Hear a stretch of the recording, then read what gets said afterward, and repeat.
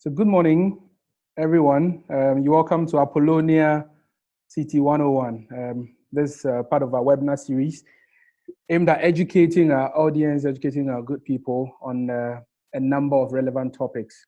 Today, we're looking at building your home. That is a very, very important topic, and it's on the back of a number of requests we've had from people. And we're looking at the step-by-step process to making this possible. We have about 65 people, 65 attendees now, so I think it's a good time to start. We're also streaming live on our Facebook page. We know that the home is arguably the most important place in our lives, and it is said that, Opeso Bobra, one of the things to do is to own a home. That is why this topic is so important. So in this webinar, we are going to get answers to a lot of very important questions that every home builder or every potential home builder needs to know. My name is Matthew Ansah. I'm the Marketing and Communications Manager for Apollonia City, the chief servant for this webinar. And I have three solid panelists or speakers on this webinar. The first person is Mr. Teddy Kwabna Pepra. For the purpose of this webinar, we'll call him Kwabna. He is the Managing Director for the Oxford at Apollonia City. So Kwabna is a real estate developer with almost 20 years experience in the industry. He's a joint venture partner in the Oxford at Apollonia City, and he's actually responsible for conception and implementation of that project, the Oxford. So if you come into Apollonia City and you see those beautiful homes, he is the man behind it, and he's got lots of experience in the industry. So well qualified to be a resource person, for this webinar. Our second speaker is Ama Kea Bebrese. As you all know, she's an award-winning British Ghanaian actress, a TV presenter, a producer, and she's had, for some reason, she's also had about 25 years experience in television, film working in UK and Ghana, so 2020 here. And to talk of some of her movies, Sinking Sands, Ties That Bind, I'm sure you know about the Cares ones, and of course, Beast of No Nation. She's very passionate about real estate. She's one of the many women out there who really love real estate, and she's a homeowner in Apollonia City, and that's why she is on the platform. So the women here, get ready. There'll be some empowerment here. After here, I'm quite certain you're going to start looking for land to start building. Then our third speaker, very popular figure. He's a co-host on the City Breakfast Show. He's currently the head of new media at City FM and City TV, formerly head of research. Kojo is a serious promoter of Ghanaian technology and is a co-founder of 2 Ghanaian technology startups. He has investments in agriculture and real estate. Let me blow your mind. He was a project manager for the construction of the City TV building. So anytime you go there and you're excited about what you see, you have the project manager right here. So ladies and gentlemen, that is Kojo Akoto Boateng. Hello. So let me welcome my panelists, my speakers. Can I get a hello from you? Hello. Hi, everyone. Hello, everyone. How are we? Everyone is very fine. We have about 112 people right now. So for all our guests or all our attendees, if you have any questions, feel free to ask as many questions as possible. This is for you. So just go to the chat box and put your comment there. I think I'm seeing some. Edith says, hi, Amber. Jacqueline Sakite says, good morning, everyone. Kobiazu is from Osaka in Japan. He says, konnichiwa. I think that's their greeting, right? Konnichiwa. Konnichiwa. Okay. Konnichiwa. Yes. All right. So please feel free, throw in your questions, and we'll get them answered here. So let's set the ball rolling. Let me start off, Teddy. We're talking about owning a home, building your home, the processes involved. The very first question I want to ask is, can we all be homeowners? Is it possible to have everybody to become a homeowner? Well, that's $1 million question. In all societies, homes are what everyone aspires to have. It gives you security, it gives you comfort, and it's a place to go back to after the day's hard work. However, if you look around the world, it's even in the so-called perfect societies, not everyone can own a home. It's a difficult conversation to have, but if we had systems in place to give us more of affordable social housing for tenancy, you could rent them out. You don't need to own a home to feel fulfilled. But then that's what we all aim for anyway. So let's move in that direction and see those who fall along the roadside and those who can end that race. Okay.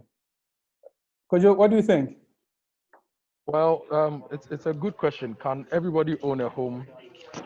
Usually when the question is asked, I ask what type of home. If it's the description of a home is a structure you live in, based on Maslow's theory of needs, everybody can own a home. It depends on your taste, how big it is, the finishing, what goes into it. So anybody can own a home, because cast your mind to the village. When you go to the village, there are people who earn just about 200 Ghana cedis a month, but they have their houses, right? So they get to build their own homes. If you come to the peri-urban areas, there are people who practically do not work. They support other people do their stuff. They end up having homes. When it comes to the cities, there are different types of structures. So for me, I think everybody can own a home. It's about what you want, how big you want it, functionally how you want it, location, and how disciplined you are to ensure that you work hard towards owning the home. So anybody, that's where I come from. I think that if you put every structure in place, all things being equal, and you apply yourself based on the various parameters, you can own something you can call a home. Okay, fantastic. You've mentioned a number of things. Location came up, but let me get Amber. Amber, if you would have a bite at this before I touch on location. I personally think that yes, why not? Everybody can own a home, and but it is interesting that there's what do we consider home, and different home structures. I think when we think of homes right now, especially in this day and age, we're thinking of something maybe grandiose and so forth. But look, to somebody can have a really simple structure, whether it's a container, whether it is what it is. Really, it's you can. It just depends what you view is homely. For sure. And I think everybody should own home, or at least everyone should definitely own land. That's something that I believe. Okay. So location came up.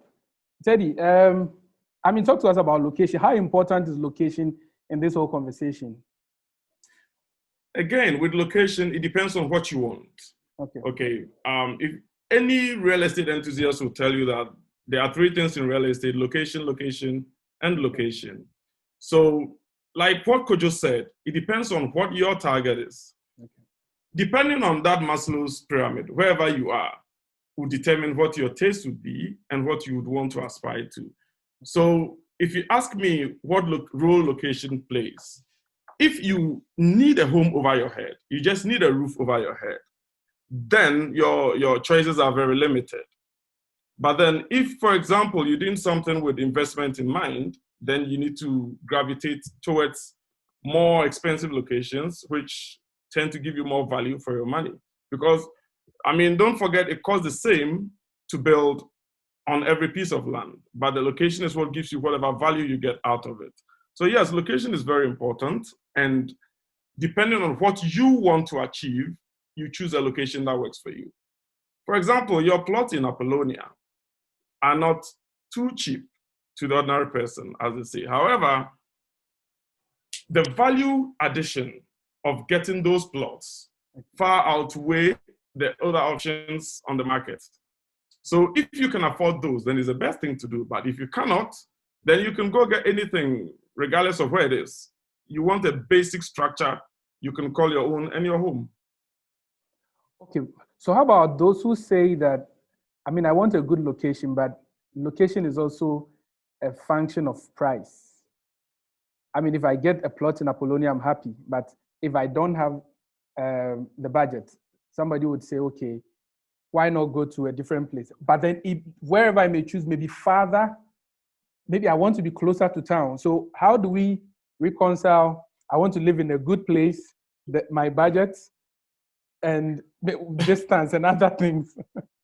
Okay, so the question is, when you say it's far from where? Good. Okay. Center of town? What if you don't work in the center of town, or you don't even need to go to town to work in the first place? Okay. Right. So your lifestyle, okay, firstly, your lifestyle is most important, because if I'm a web developer and I can work from home and I need a home, then I would not put premium on the location being close to town. Okay. In that case, I wouldn't mind being elsewhere. The most important thing for me at that point would be looking at, can I get good internet connectivity? Right, because that's my tool for working. So yes, you have a pocket and then you have your taste. When you mismatch it, you have a big problem. Okay. So you want to live in Osu, but you can't afford Osu. What do? You can't steal to do that. Right? So you need to have a fair balance on what you can afford reasonably against what you want. Okay. Talking about fair balance, Kojo, let me ask you, I mean, a young man, you live in, maybe you've rented a 2-bedroom home at where? Maybe Jowulu. But then you want to build a home. And probably the place you would get is OEB. Does it not pose a challenge? The fact that you're moving, because Teddy mentioned lifestyle, the fact that you're moving from Jowulu to, let's say, OEB, if you want to build. You want to be an issue for a young man. It's a good question, but let's start off from a different angle. Okay. Should all young men and young women immediately move from home after uni when they get a job? Okay. Should that be the case? Sometimes somebody has parents who live in Accra, they have a house here, and they finish uni, they get national service, they get a job, and immediately they want to move out. But the thing is, moving out from your parents' home means that you need to find initial investment to rent a place. Okay. Rent a place, furnish the place, start paying bills, and all those things. If you sit down and you think about it very well, you are going into a new venture that will be taken away from your earnings.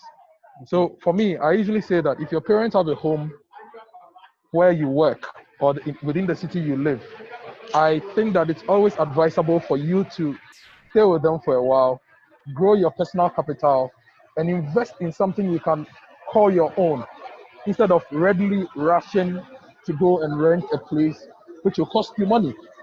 And a lot of young people do that.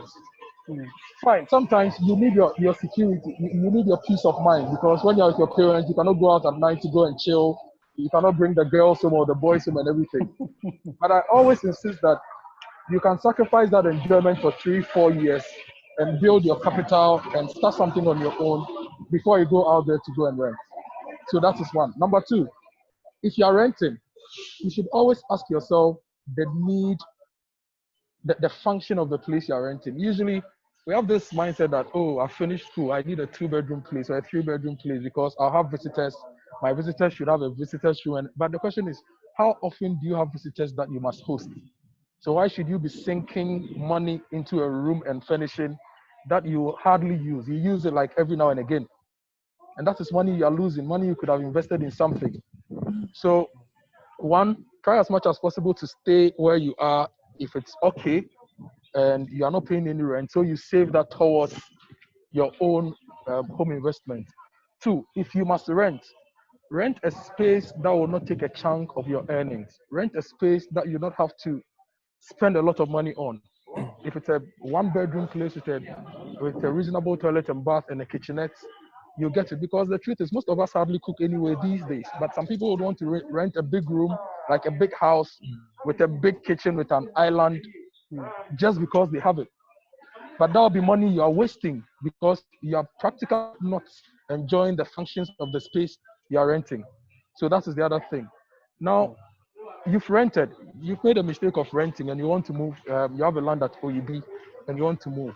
Like Teddy said, no place is far because technically OEB to Accra is 30 kilometers. Tema to Accra is 36 kilometers. Amasaman in Sawam to Accra is almost about the same 30 kilometers. From Kaswa to Accra is almost about the same. It's the traffic. So how can you tweak your lifestyle a bit so that you can beat the traffic and stay in your own home and not have to pay rent and organize your life to give you a bit of financial freedom? for me, I used to live at Ashaliboti, right? Mm-hmm. I currently live at Cantonment. I'll be moving to Amrahia, and I asked myself, why do you want to move to Amrahia? I'll move to Amrahia and wake up at 5 and beat the traffic to work, and make sure I leave the office at a good time to beat the traffic again. That way, I'm not spending so much on fuel, but I'm not paying for rent, and I'm living in a house which is mine. So if I have to do any business, I can use the documents of that particular house as a collateral and even take a loan for business. Okay. So I believe no place is too far. And with COVID-19 in the system, it's giving employers and employees a lot of possibilities to work. Now, most of us have been working from home, and companies are considering making a lot of people run shifts or work from home. It's giving us some flexibility. So if you take advantage of some of these things, and for example, you work in a company, your work schedule is such that you have to report to work at 8, close at 5. You can negotiate and report to work at 7, okay, and close at 4. That way, you are beating the morning rush hour and the evening rush hour. So no place is too far. As long as you'll be ready to be disciplined and committed to building your own home, which will set you off on a trajectory to do more investment, to be financially independent, take that opportunity and do. Because look, my colleague Bernard, he always tells me something. He used to live at Medina. 12, 15 years ago, between Medina and Adabraka, there was a forest, there was bush. Now all these places are covered. Now the place you call far today will be so close next 5 years that you would wish you had made the investment. Because now people are even buying land as far as Esichari, people who live in Accra. Okay. They are buying land as far as Esichari with the hope that the places will develop for them to move.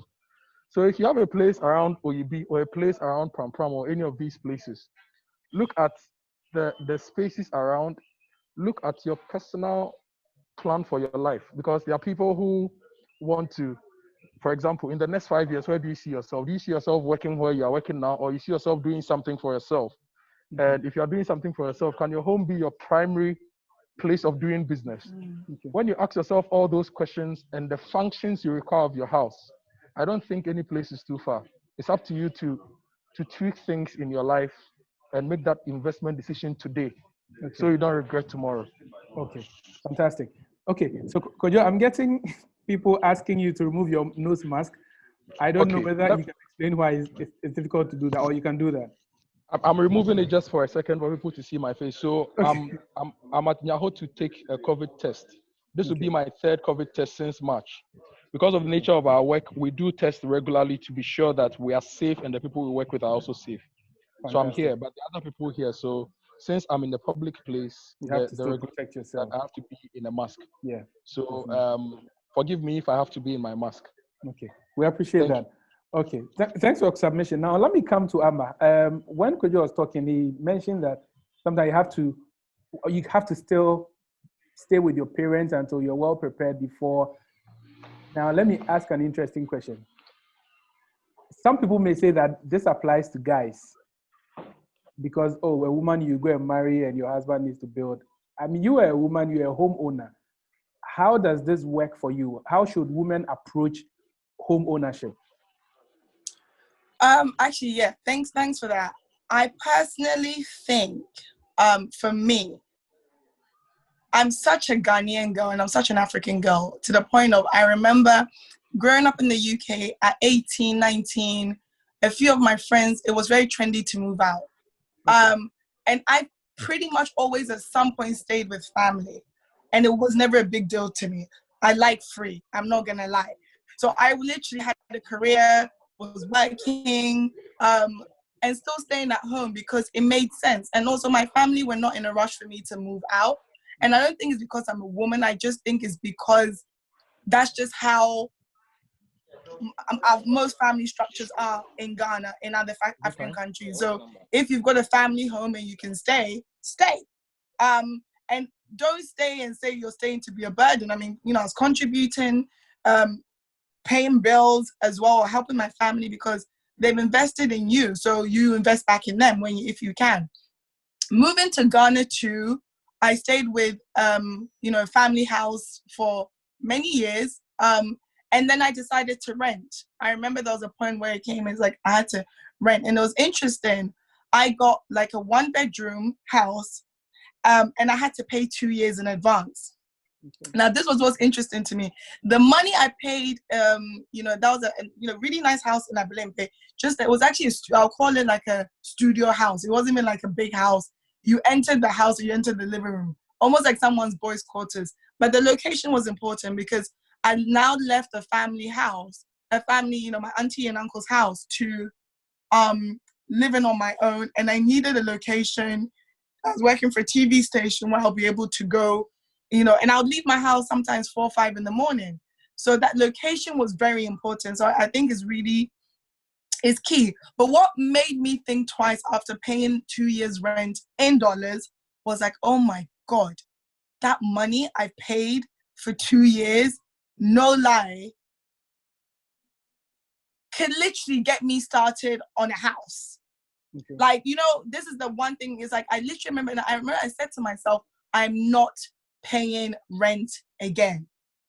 So literally when it came to the first property that was purchased, I was very lucky. My family came together. I remember my dad gave a big chunk of that money for it to be purchased, at least the down payment. And it was the best because that down payment alone to secure, it was a real estate house, would have been rent for a year or 2 years. Okay. So from that point, I was like, no, I'm never renting again. But there was a time I had to rent. So for me, and even to this day, I don't think there's anything wrong, even if you're 40 or 50 and living in a family house. It depends what kind of family house it is. Some family houses are so big that you can even have your own quarters. Or some family houses are so set up in a way that, look, these people live here, these people live here. I do think it's about cutting your coat according to your size and at what point. Nothing wrong with staying at home, whether you're a guy or girl, as long as you have plan in the future, where do you want to see yourself? And also, at the end of the day, know that really there's no situation which is permanent. For me, becoming a homeowner was because I literally had to take dollars and give somebody, because we know we do that in Ghana, give somebody that amount of money, which I literally sat there like, okay, I have to move. It's time for me to move. But if I had taken that money for down payment on a house, for down payment on a land, where I know at the end that I own it, even if it means I was doing like a 1-bedroom and extending, that was the difference for me. So I made that decision like, no. But then look, I did that in my 30s. Okay. I had no plans. And even when I go back to England, I'm staying in my family house. Okay. There's no shame in it. Okay. If I have to move into a family house and situations change, I will do that in a hot second, even though I also own property. But yeah. Okay. Fantastic. Thank you. Now, Teddy, let me come to you. Talk to us about land acquisition. Then from there, we can zoom into the construction process. Because before you build a home, you need a land. So what are the important things to look at in acquiring land before you start building your home? Yes. Once you've settled on the location, general location you like, of course, we all know land acquisition in Ghana is a hydra-headed monster. But there are a few things you can do to mitigate the risk of acquiring a piece of property. Obviously, you need to ascertain the ownership of whichever land you want to buy. And you can only do that with a search process. Only the land registration department can tell you who owns a piece of land. Okay. So you need to go to them. Normally, you would get a site plan from the owner telling you this is your site plan, go run a search on it. But I usually advise that you don't take that site plan. You bring your own surveyor to pick the 4 corners of the land they've showed you. Okay, because you can always get a site plan from them, which is actually not the land they've shown you. It's a different property they have somewhere else. But if you should pick the 4 corners of the property they've shown you and you run a search on it, then you have the results for that land and not any potential challenge in the future. Now, after you've done that search, you would need to obviously do your paperwork with your assembly to get your permits and other stuff. But you might encounter what we call land guards. Whichever plot you buy, if you don't buy for a place like Apollonia, you're going to deal with land guards. Okay, because typically people have sold twice and thrice. And even from the same family, you find a cousin selling the same plot of land to another person, and the uncle selling that same plot to another person. So when you go onto the land, that's where you meet all the challenges that come with it. I mean, you would have done the legal search from lands and gotten a paper saying Mr. A owns it. You go onto the land and someone else comes up. You call Mr. A and he might not even pick up the phone because he knows what's happening. Okay, so before you commit any funds to it, you can do something called environmental search. That's the street way of doing it. You need to probably dress down, go to the neighborhood, find someone who sells fruits, vegetables, anyone sitting on the roadside. They have more information at the lands department. Trust me. You have a conversation with them. Just have a conversation, and they will tell you all the stories in the neighborhood. That's why you hear stuff like, hey, this land, you should imagine the number of fights we've seen on them. Okay, so that gives you some intel to help take that decision.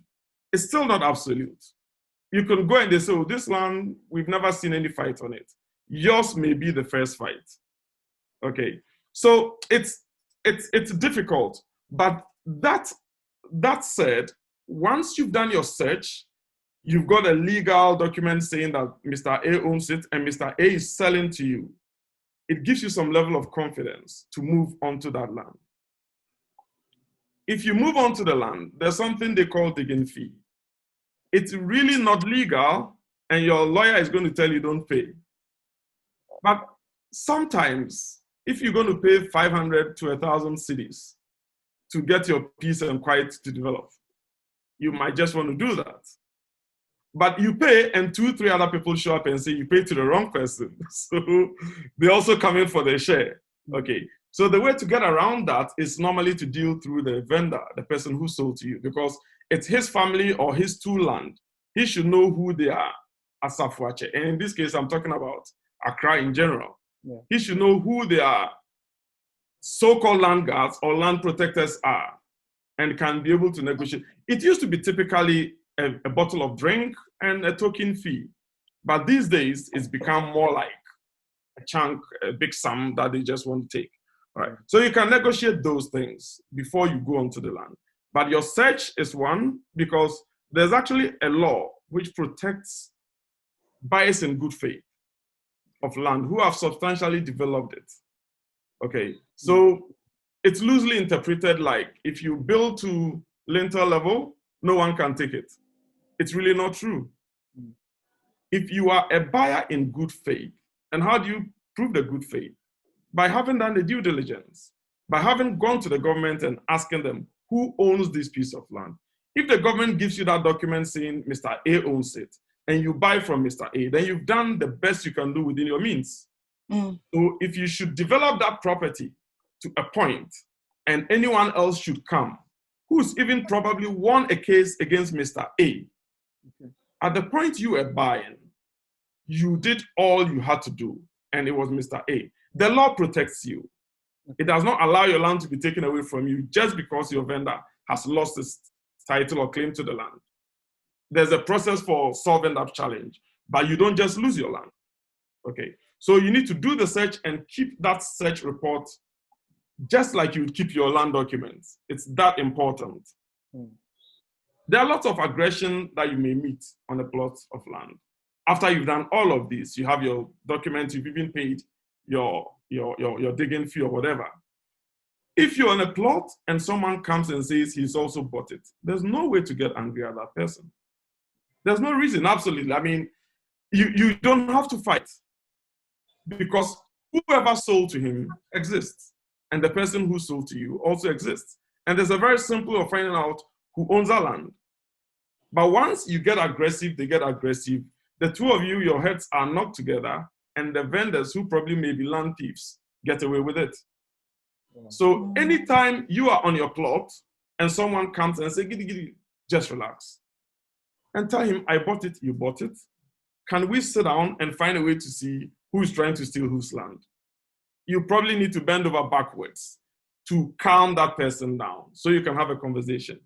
Because when you put your documents aside, only two things could be the issue. Either the same vendor sold to both of you, which is criminal, or two different vendors sold to two different people. If it's two different vendors, then we need to find out who actually owns the land. But if it's the same vendor, then at this moment, you know you have a thief on your hands and just send him to the police station. Simple. No long things, right? So it's a process. If we want to talk about land acquisition, I'm sure this program can take just land acquisition. But do your search, try to get some intel on the land, and don't get angry. Try as much as you can not to get angry. You can solve it with Jojo than war. Fantastic.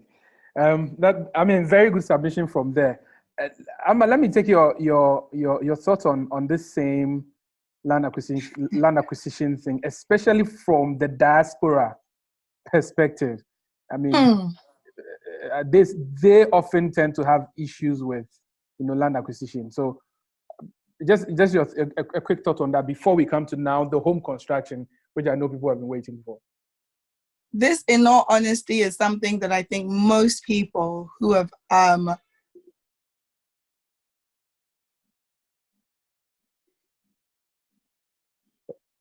Okay, I think there's a network connection problem from where Amma is.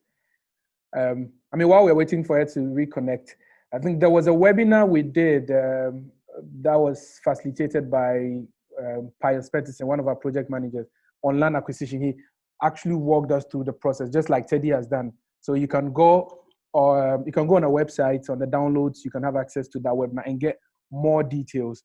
Okay, so Teddy, let's come to the home construction process. While we are at it, I have a lot of questions. So if you have your questions, you can either join us in the Q&A session or in the chat box. I'm going to read out your questions. I think after touching on this next point, I'll pause and read some of your comments so that our resource people would address them. But Teddy, what are the key priorities for the construction process? I bought the land, I'm ready to start construction. What should be topmost priority for me?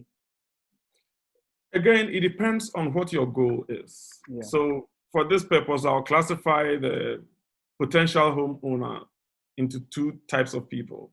Mm-hmm. You probably have an existing homeowner who is building another home to upgrade, okay? Or someone whose first home it is. So a first-time home buyer usually looks at two things. Okay. Is it a need, a necessity that they need to fulfill, or it's a prestige project? Because you find many people building their first home and they're talking about their dream home. Yeah. Once you approach it that way, then it's a tall tree to climb because it can go on forever. Of course, people build their first homes and they have enough resources to make it their dream home, but that's really not the norm. For the purposes of this conversation, we want to talk about those who need a home, a roof over their head. Mm-hmm. So, first priority is to figure out what you can afford. There's no point in building over 10 years.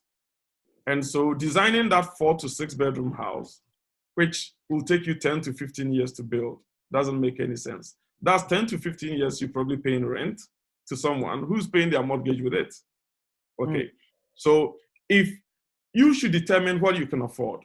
If you can afford a 4 to 6 bedroom home, fine. If you cannot, you can actually scale down and build them in bits.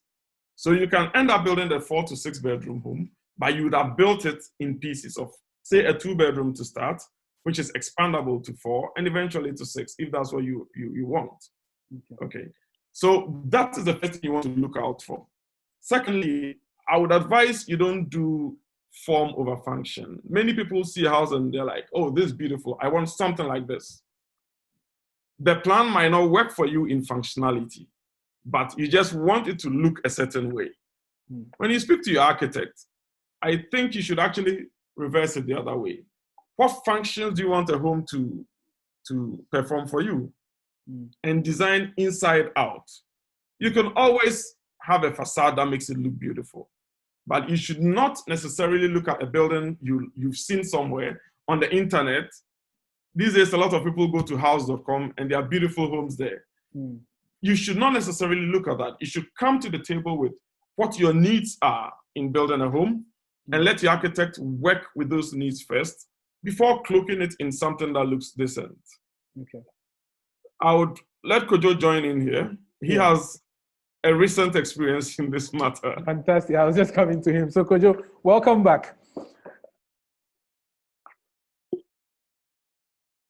I think please muted. Unmute yourself, Kojo. Yes, I'm back. It took 7 minutes. I've done the tests, so we can continue. Okay, great. I think Teddy has said a lot of the things. Now, your first home can never be your dream house, right? Okay. For example, a little over a year ago, my wife and I decided that we should start building. And so we got my architect friend. He put together a structure, 4 bedrooms, very nice structure. And then we did a costing, realized it was going to cost us a certain amount of money. What did we do? Because we had saved a lot of money then, we just went into our accounts to pull out all the money. Okay. And then we sold our expensive car to buy a less expensive car so that we have capital to inject in the house. Now, ideally, because we had planned towards it and had saved a lot of money towards this project, we're able to start and just raise the house in a matter of months, right? Okay. And we also had help from friends. But if you do not have the money saved up, and if you are not getting help, you need an architect who can design a house. We call it incremental, like Teddy explained, who can design a house that you can gradually expand. So if your vision as a person is to have maybe a family of 5, ideally you need like a 4-bedroom house, right? Because you and your wife will be in 1, your kids will then be in 3. So you'd ideally need a 4-bedroom house. But you're not giving birth to all the 5 kids at the same time, are you? No. You're not. And even if you are giving birth to all of them at the same time, they are not growing up to have a need for their rooms at the same time. Okay. So for a person like you get a good architect. He can design an incremental house such that you can build the first phase of the house. Say a 1-bedroom with a big hall, kitchen, toilet and bath, everything, or a 2-bedroom. Then you're there with your family. Okay. Once your kids start growing and once you are making more money, because if when you move in, you'll not be renting. So that money is money that you can now invest in your house, right? Okay. You can then invest gradually to expand the house so that you can move in. In designing houses like this, one main thing you should always have into consideration is how functional the house will be and how in future, for example, your kids grow up and they leave you, right? You can't be in a 4-bedroom house alone with your spouse when you are 60, 70 years old. You'll be wasting away the space and the investment. Mm-hmm. So you should have the house designed such that when need be, you can even partition the house into different units and even rent a certain part of the house for both occupants in the different units to have their independence and their peace of mind. That way, the house is not just an asset you've put in, which is not giving back. It's an asset that can give back to you for the rest of your life, even after pension. But usually, people design houses. Oh, you ask the regular Ghanaian, what type of house do you want? Me, I want a 5-bedroom house. I want a 4-bedroom house, big house, big kitchen, big. Huge. Forgetting that the bigger the rooms, the more tiles you need. The bigger the rooms, the more paint you need. The bigger the rooms, the more lighting you need. The bigger the room, the more cleaning, so maintenance you need. The bigger the room, the bigger your roof and the bigger your ceiling, right? So people don't usually think about it. So for me, when I'm talking to people about houses, I always say function. What is the function of the house? Are you going to just live there or you want to live there and work from there? Aside living and working from there, would you want to rent a part of the house in future? If you'd want to do that, how should the design be such that in future when you want to rent, you can easily partition and have your functional space for whoever is renting to have another functional space? Now, I ask myself this question all the time. How long do we stay in our bedrooms? So people, sometimes when my architect friends are designing and they run the designs by me and they are like, Kojo, we are working on this for somebody. Just look at it and see whether the design is on point. And I'm like, why is this bedroom so big, like a conference room? How long would the person stay in the bedroom? Practically, your bedroom functions this way. You go into your bedroom in the evening, you sleep for 6 hours, you wake up, you use the washroom, you dress. If you have a closet in there, you dress and everything. You go out to work, you are done. 6 is even a lot. These days we do 3 hours. Yes. Maybe I'll be the 6, you may have sex and have a good time. So you put all those together to make the 6. You understand? We understand. So bedrooms are spaces that we don't use continuously. We use them only when we are dead. We use them functionally only when we are dead. And by the dead, I mean when we are sleeping. Because when you are asleep, all the communities you have in there are non-functional. Okay. But we don't seem to know this. So usually we spend so much money building huge bedrooms and we do not use them. Living rooms. People will build huge living rooms. You're a family of 4. You just need spaces to sit on. You need your TV to be somewhere. You need to be able to receive visitors. So you build a huge structure and you have to tile it, and you're spending so much money tiling. You have to paint it. You have to do this, do that. So we should be thinking about those things. Okay. I think that people should face the reality of having average-sized houses. You go to Apollonia City, you go to the UK, you travel around the world, you see the kind of rooms they have. These are average-sized rooms which are comfortable. So we need to look at the function of the rooms we need in our houses. Kitchens. People will build huge kitchens with their islands. And you're not going to use the kitchen to cook to sell. You are using it to cook to feed your family. Have something practical, which can cook the food. You have space to sit and eat comfortably. You have space to store your stuff. Then you move on. That way, you can invest in the building faster. You can develop it faster. But when you decide to build an 8-bedroom house at a go, the amount of money that even goes into your foundation could have built you a 2 or 3-bedroom house if we're going incremental. So it's a key consideration we must make. And people don't like using the services of architects, but I say use the service of an architect because they've been trained to understand some of these basic things to give you advice and to give you a design that can work for you. Sometimes we just go on site, we get a draftsman to sketch something, and when we go, we organize our masons. Oh, when you say, it was this big into me. You do not approach a building project without a plan and a strategy. Okay. So have a functional design which is incremental, and then once you have that, you start. Okay. For me, if you're a single person and you have a piece of land and you want to build, say, a 3-bedroom house, start with your master bedroom. Because your master bedroom has a washroom and everything. Start with it. And then extend into the porch, the living room a bit, which could be a porch for you to start sitting and even cooking or doing stuff. Once you get more money, you extend and you expand. Before you know, you freed yourself of paying rent because you've completed your master bedroom and you are living in it. And then you do not have the headache of having to look for a loan every 2 years to pay your rent at a go. And you see, the funny thing is, when it's time to pay rent, we manage to find the money to pay the rent. And usually it's bulk cash. Sometimes 36,000 cedis is going to use to pay rent.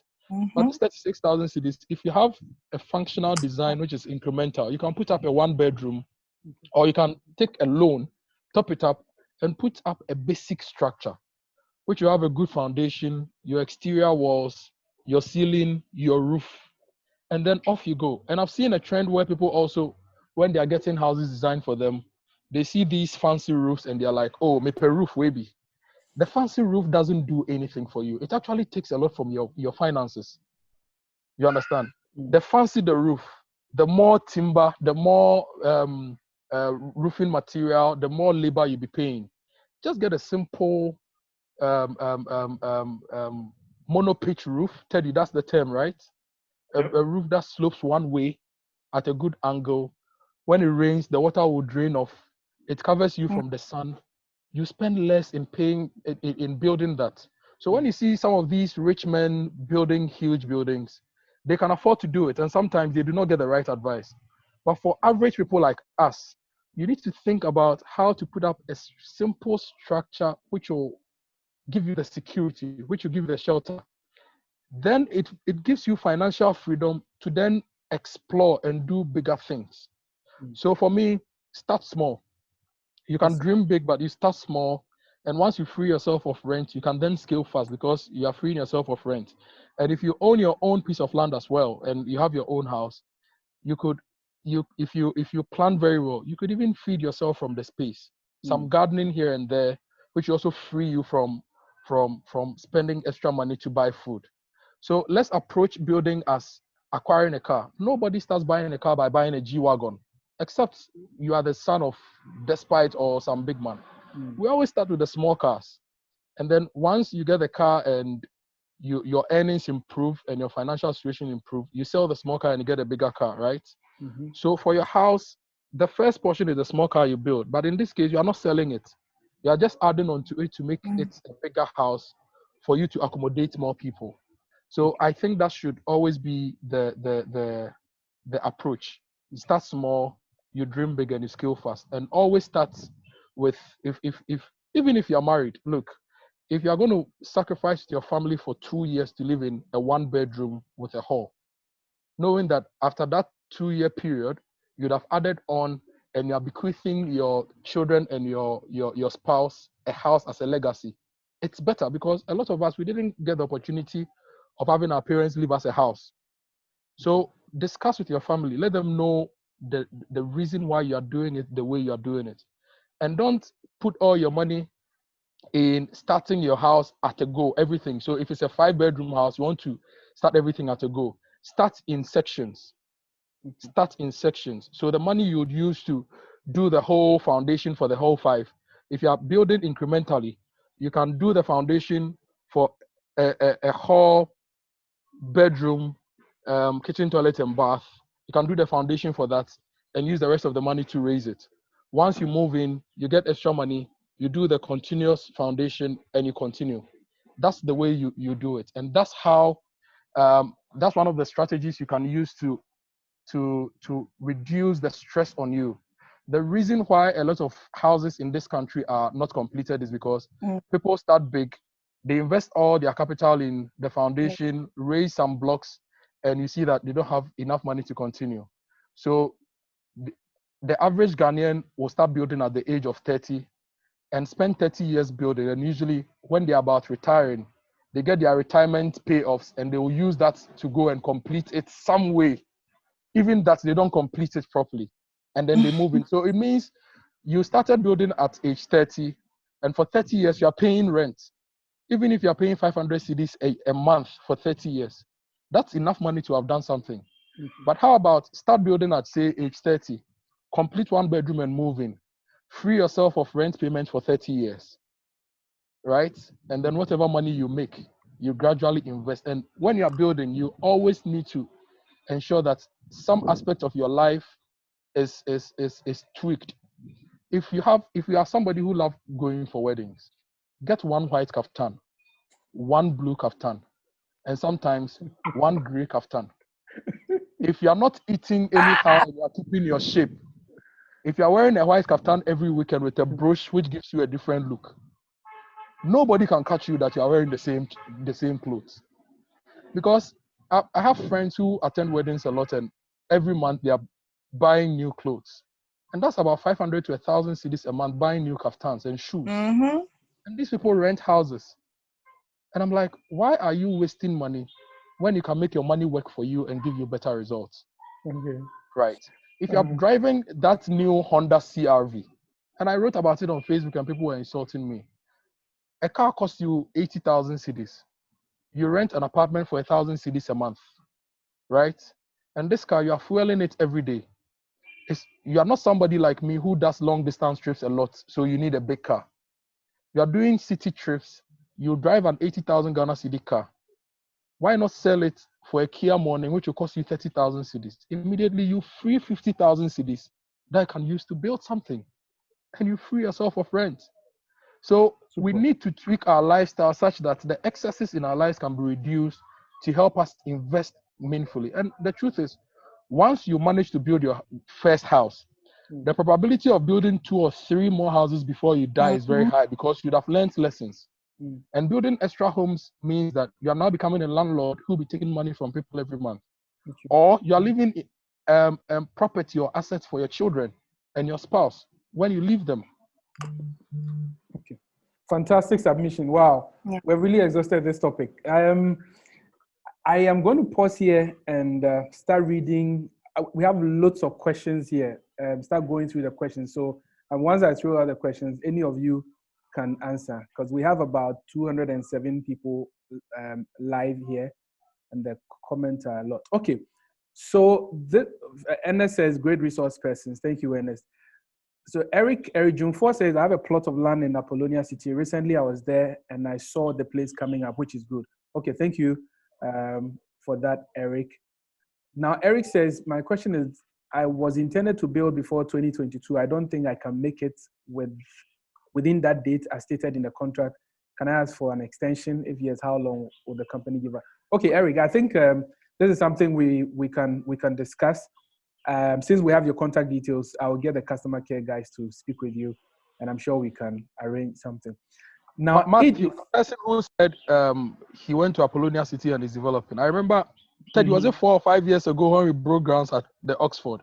I know, right? So he took me in some old pickup B, and it was a bush. It was a forest that nobody would love to go to.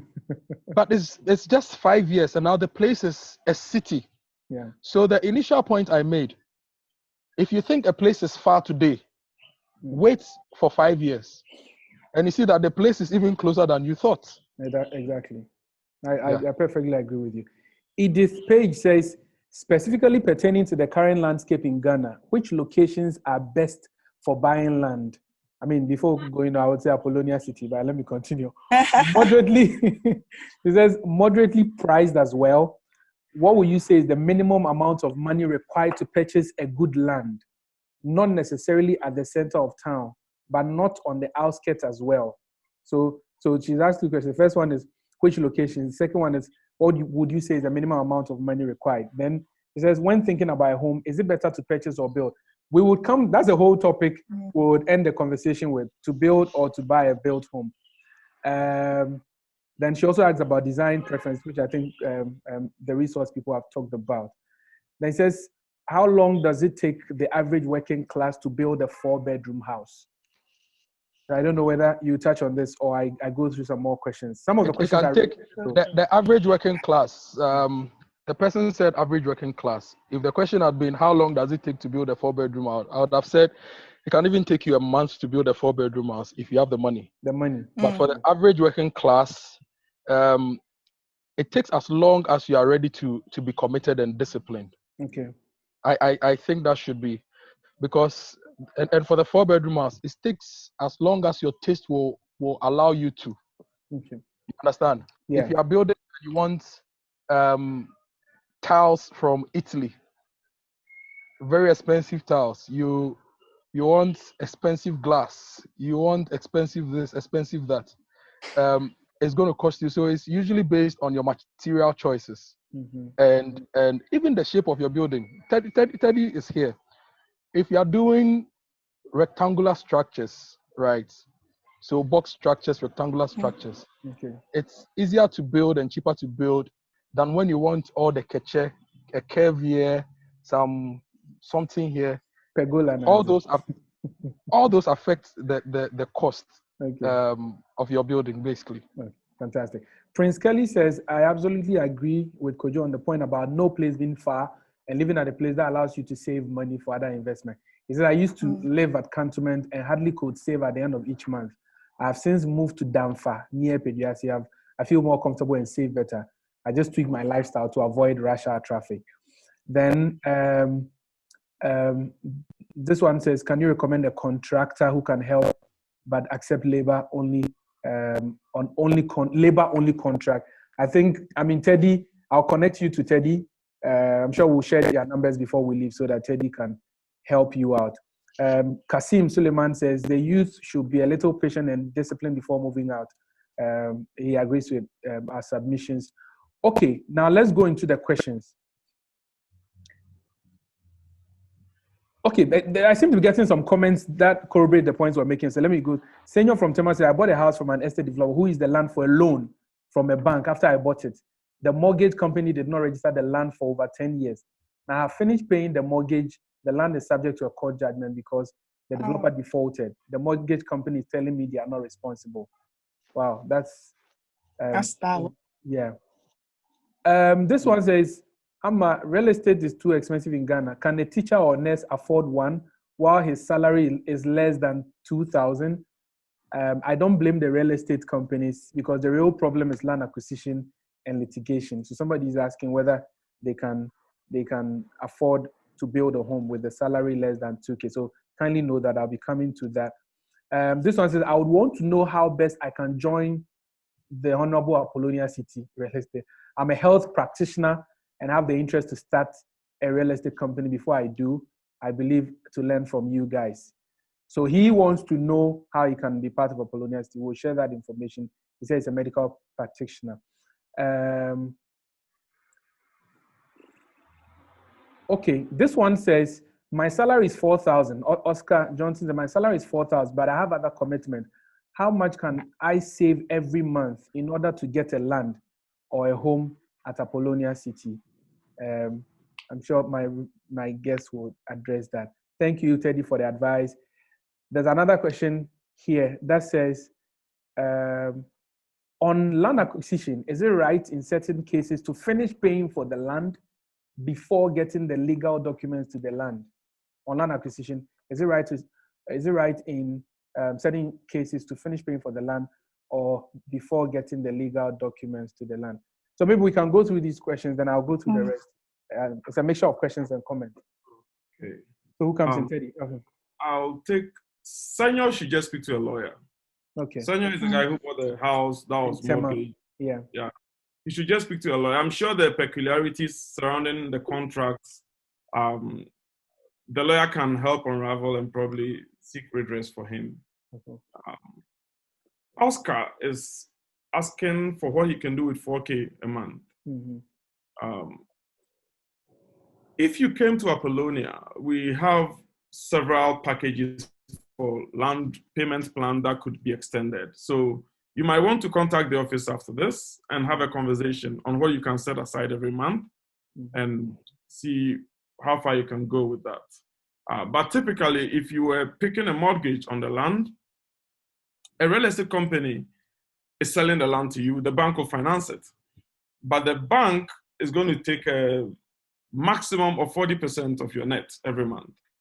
So that becomes your maximum repayment you can do, provided it can pay for the land if you add the interest and everything else. So speak to the office after this and let's see what the sales team can come up with for you. Okay. I think Elijah was, just a sec, I think I lost that one. Elijah was asking whether it was He's right. asking whether it is right in certain cases to finish paying for the land before getting the document. Yeah. It's all in what you negotiate. Okay. So you see, when you're going to buy the land, sometimes it's a seller's market, sometimes it's a buyer's market. If it's hot cake and everybody's chasing it, then the vendors will tell you what they want. If you can afford it, you do it. But if it's something that's a buyer's market, then you can more or less give them your terms. Okay. So you can do a sales and purchase agreement stating out a payment plan. Say, I'll pay 50%, you begin the paperwork. On the day that the paperwork comes out, I give you a check for the 50%. So this is in the sales and purchase agreement. And you put in penalties for non-payment or non-delivery of the land and whatever. A lawyer can do that best for you. They'll give an agreement which protects both parties. So you can negotiate it, but it depends. If you go to a place and they say they can't do anything about that, it's also your choice to either buy or walk. Because you don't want to buy litigation as you go along. Okay, fantastic. Okay, more questions. This one says, how do you advise a young PhD student to save towards getting a house after graduation, especially students in the diaspora? Oh, okay. Let me take this one. In all honesty, the good thing about when you're in the diaspora, most of the time is you've got the currency, which is a bit more heavier on your hands. Now, I don't know your situation, if you're living at home or you're renting. The only thing of also being a diaspora, maybe UK, US, wherever it is sometimes to your outgoings is a lot. I know people earning £5,000 a month once they pay student loan, once they pay rent, once they pay this and this and this, they barely have maybe £800 or whatever left out of that money.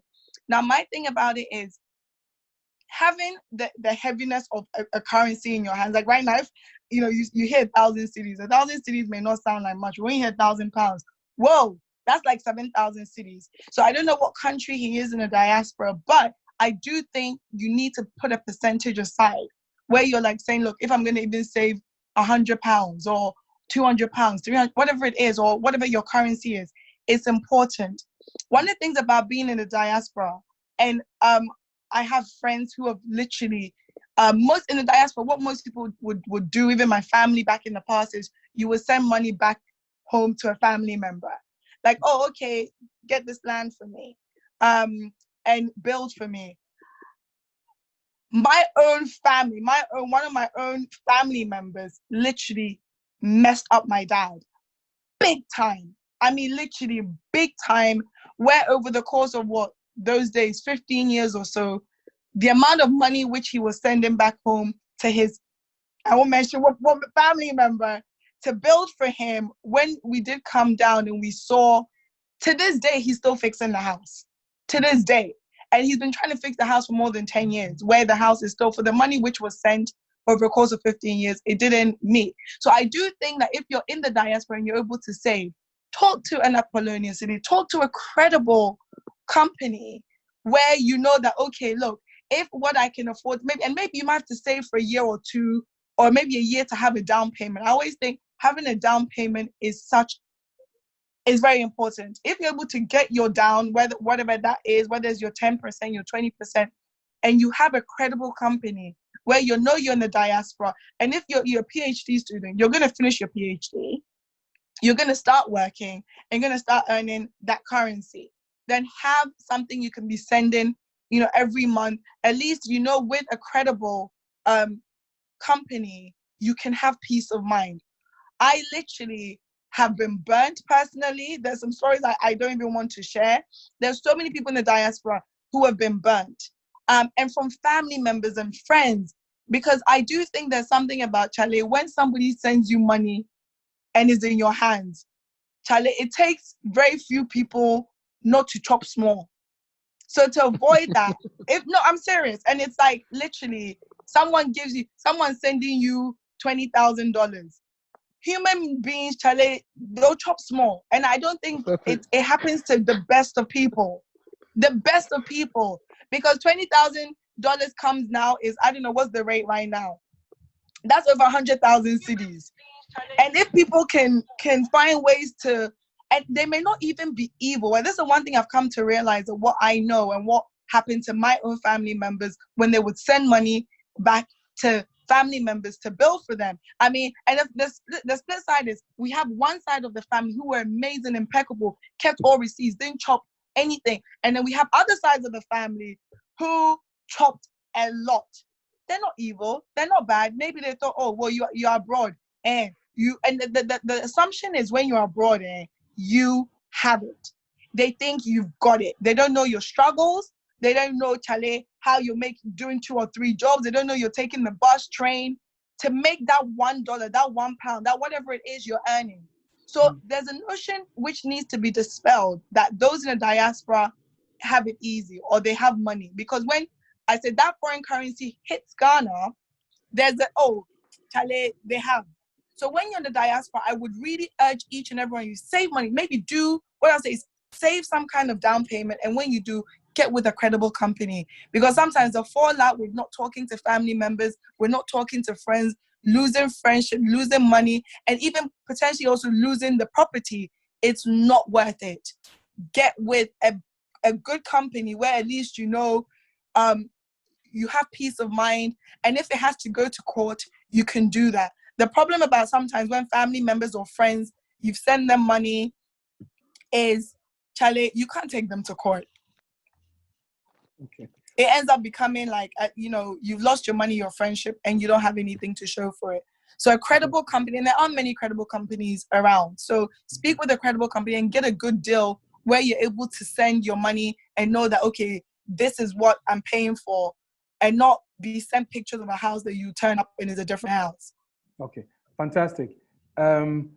While at it, we're talking about a credible company here, and Apollonia is here, so you can actually put down these numbers and talk to us right after this conversation. 0275 577 577 0275 577 570 or 0254 777 222 0542 0542 777 222 and talk to a real estate advisor. Let's go through more questions. Karen says, how much will it cost to build a single-story two-bedroom with standard room dimensions? An estimate will do. So we are getting people who want a fair idea how much they need. So that's the first one. Another person says, that's Eric. He says, the cost of renting in Accra is publicly known from single room to apartment. Can we have a fair cost of owning a home from the lowest price per room? So that is another question.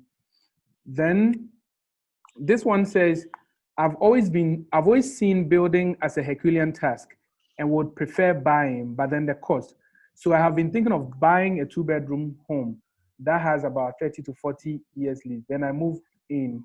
Then I move in, and I plan to build 5 years. Okay, the way he put it. And I plan to build a 5-year project of 4-bedroom house. What do you think? So he says he wants to buy a 2-bedroom house with a lease of about 30 to 40 years. Then he will move in and plan to build 5 years. Then let me add this question so that we try and answer them. This one says, what is your perspective on the use of alternative building materials to cut down construction cost? For example, the use of compressed laterite interlocking block. Over to you, my people. I'll take the last one first. Okay. Yes, the compressed. Okay, generally, alternative building materials are widely available now. I've actually seen someone using melted and compressed plastics to build. People are using bottles to build. So there are a lot of them available. It comes out with what's your design. So have a design, go around and get various quotes compared to traditional construction. And if it works in your favor, then you go ahead with it because there are all sorts available. You can use steel framing. You can use, I've seen some thatch and mud mixed up. Okay, so there are all sorts of new products that are available to build. Okay. If you find them online, just give the same drawing to each producer and get a quote and compare. Okay, yeah, fantastic. Somebody asked how much it would cost to build a 2-3 bedroom house minimum. Usually, I'm tempted to answer and give a range, but it's also dependent on the type of finishings you want. So if you just want the structure, the basic structure, we can give you a range. Now, the other thing is also the location of the land and the land type, which will inform the type of, what do you call it? It will inform the type of foundation that will be used to build your house. So if the land is great and it wouldn't require a lot of excavation, disposal, and all those kind of things, then we can give you something. But for me, I think anything, and Teddy, if I'm wrong, please correct me. If you have 120,000 Ghana cedis and you own land already, okay, you should be able to put up an okay 2-bedroom house, an okay simple 2-bedroom house. Okay. All things without all the flashy things, an okay 2-bedroom house, 120,000 cedis should settle you. Okay. What is an okay 2-bedroom house? Okay. Now let me come to it. You are building the house with the regular things we know. Okay. Not thinking about getting some wild wooden floors, some wild POP ceilings, some wild this, some wild that. But it's your concrete blocks plastered with your simple roof, with your simple ceiling, with your painting done, your tiling on the floor.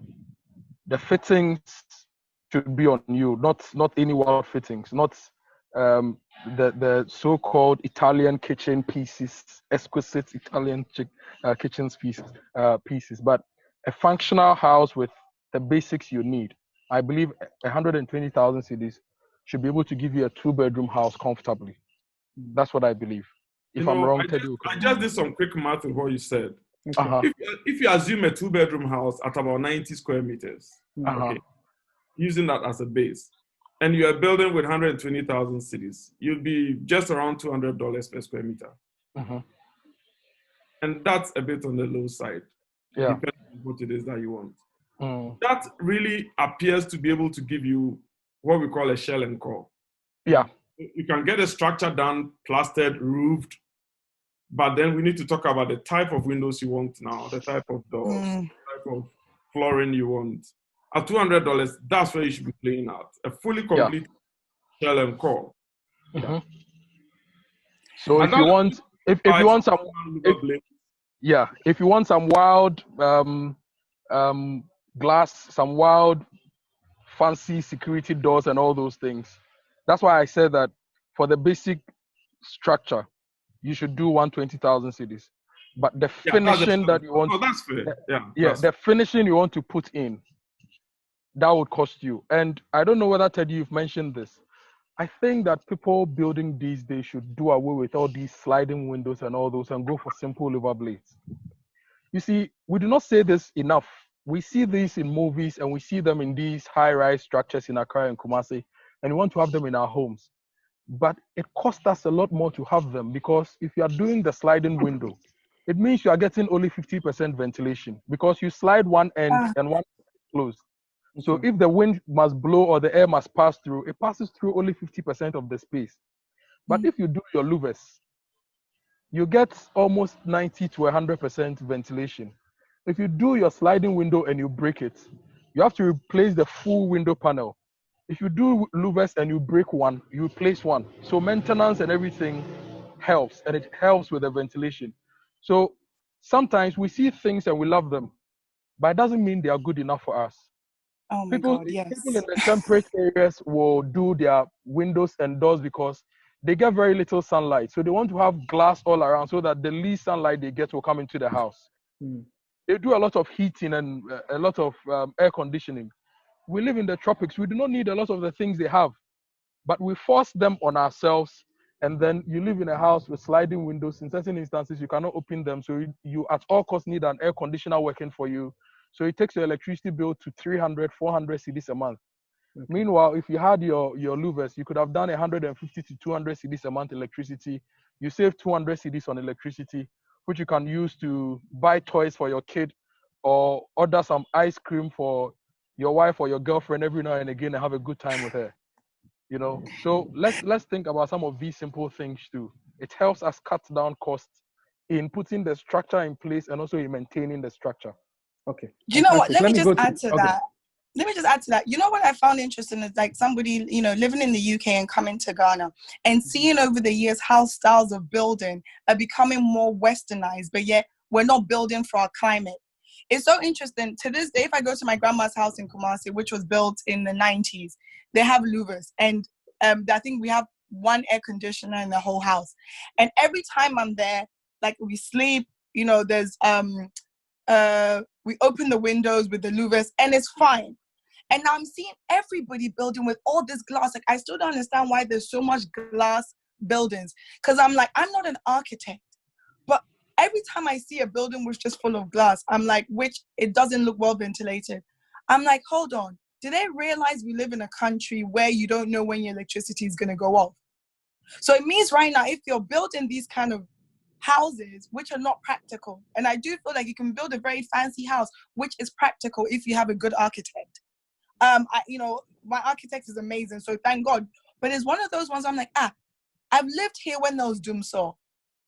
So unless you can always afford to have a generator running, because look, anything can happen, and I've seen it living here.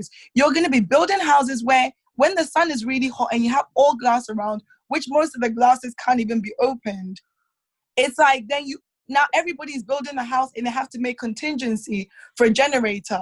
But then what Kojo is saying is your cost is not only now I have a house, I'm paying high electricity bills. When that goes, your electricity goes off, then you need to have generator. Where I know when Doomsa was going, even me, I was spending about 300 cities because there was a time that I had my generator on all the time.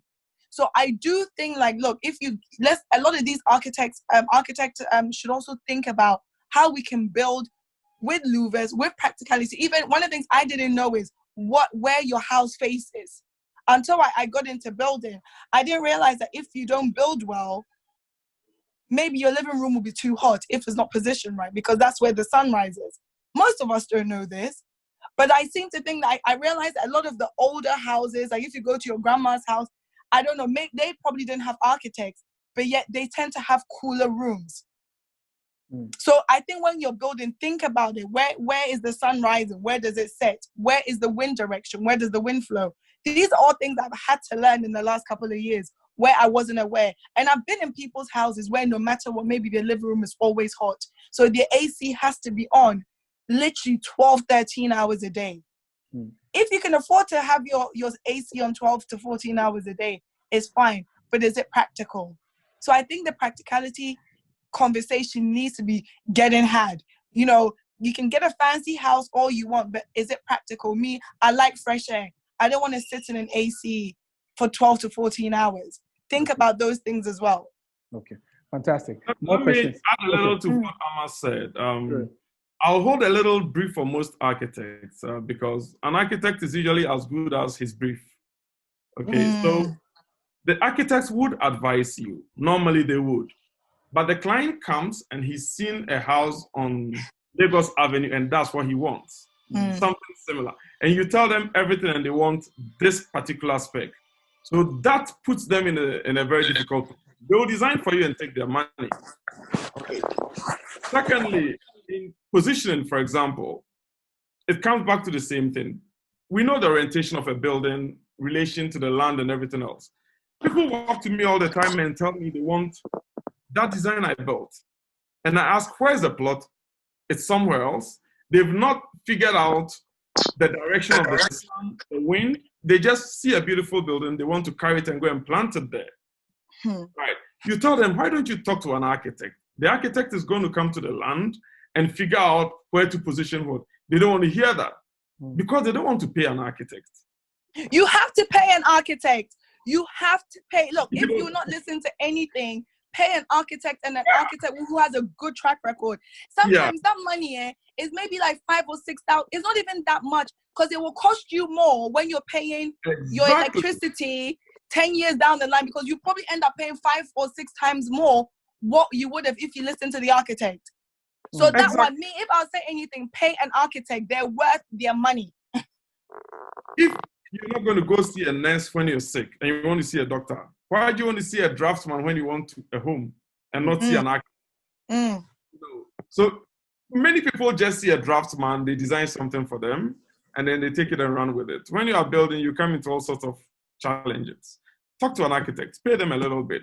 If you can build a house and you cannot pay an architect, you have no business building the house to start with. Okay, great. Thank you all. More questions. This one says, I want to find out the steps or processes involved if you want to own a 2-bedroom house at Apollonia. The next one says, my dad has been trying to build a 5-bedroom house, which he couldn't complete. Is it advisable I help him complete it or start my own house?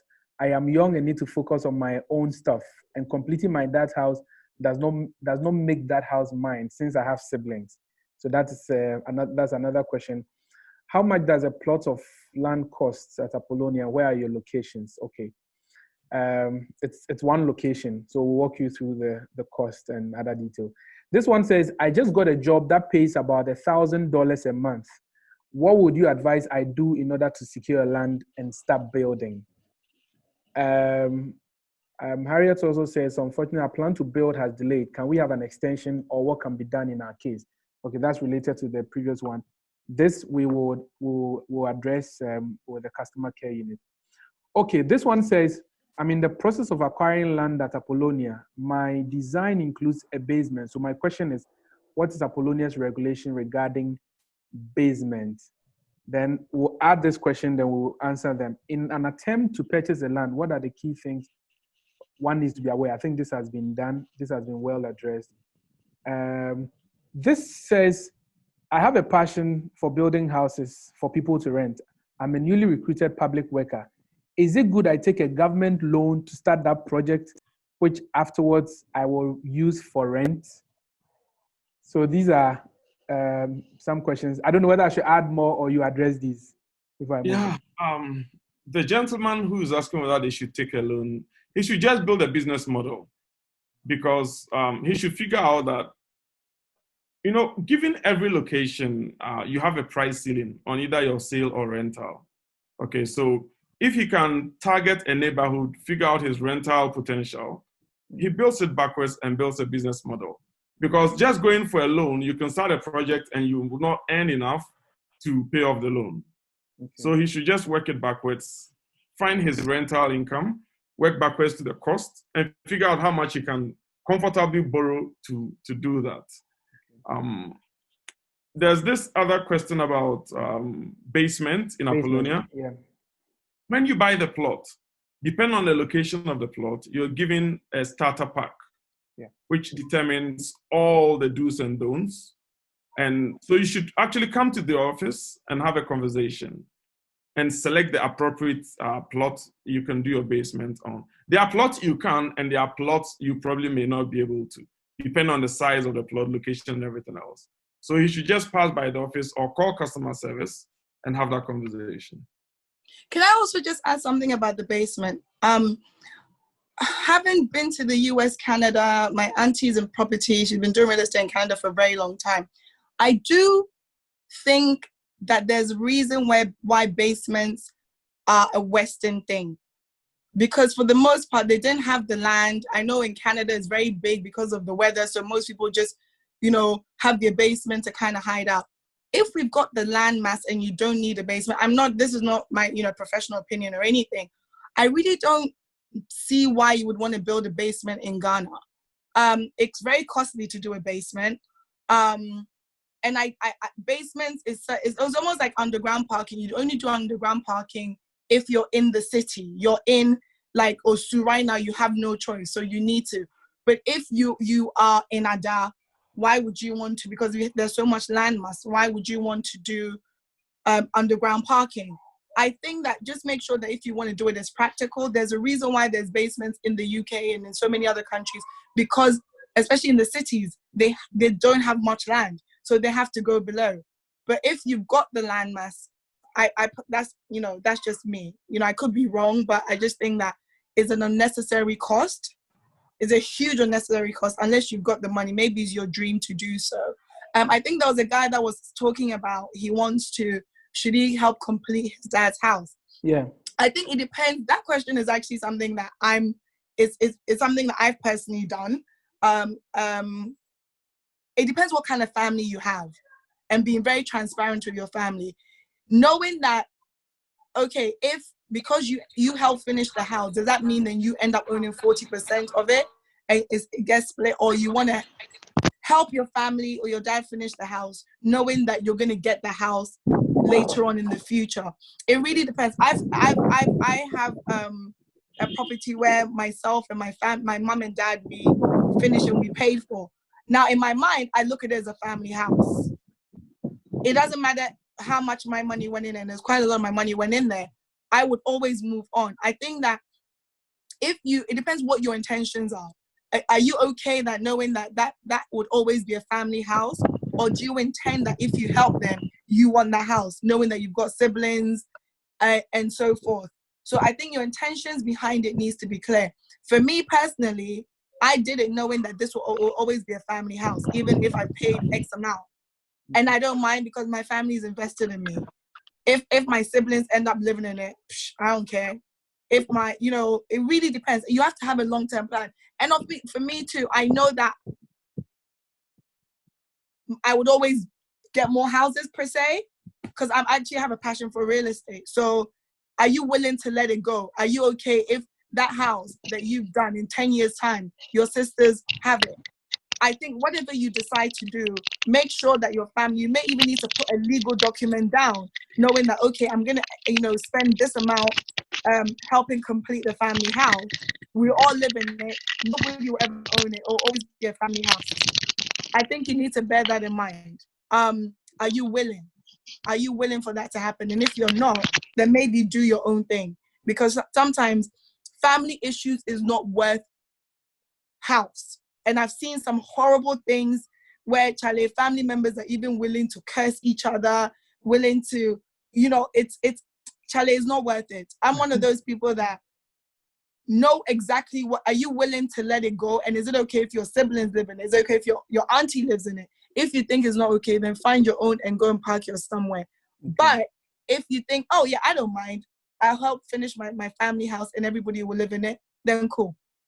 Okay, fantastic. Let me say you are getting a lot of plaudits from our guests, from our participants, especially in the chat box. People are asking our resource people to be their mentors in real estate. So you guys are doing a fantastic job. Let me throw in some more questions.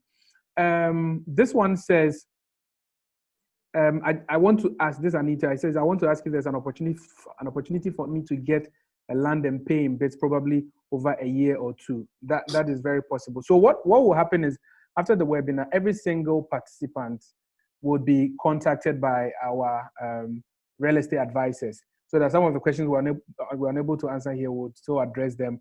Questions on prices, we'll share prices and payment plans with you, just for the sake of time. There's something for everyone. Okay, this one says, is it good to take a loan to start up your house project? That's from Jones. Then this one says, how do I secure my lands which are not with land title? Then block versus brick building, which is more expensive in Ghana. This one from Caleb, he said, I joined about 20 minutes ago. Let me jump to where the question is. Because this, I'm very impressed with what you are presenting to the public, especially the advice on moderate living. A lot of you purchase from companies and regret doing that due to poor electrical and plumbing work. How do you ensure the client is safe with these two installations mentioned above, electrical and plumbing works? I guess that would be for Teddy. And then there's a comment on the sliding windows. It says, great, my lady, you are hitting it right on the nail. Why sliding windows everywhere? Because people say it's nice, but it's not functional.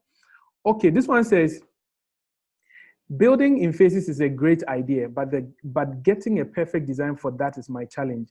Can you recommend any architect for this purpose? Obviously, very affordable one.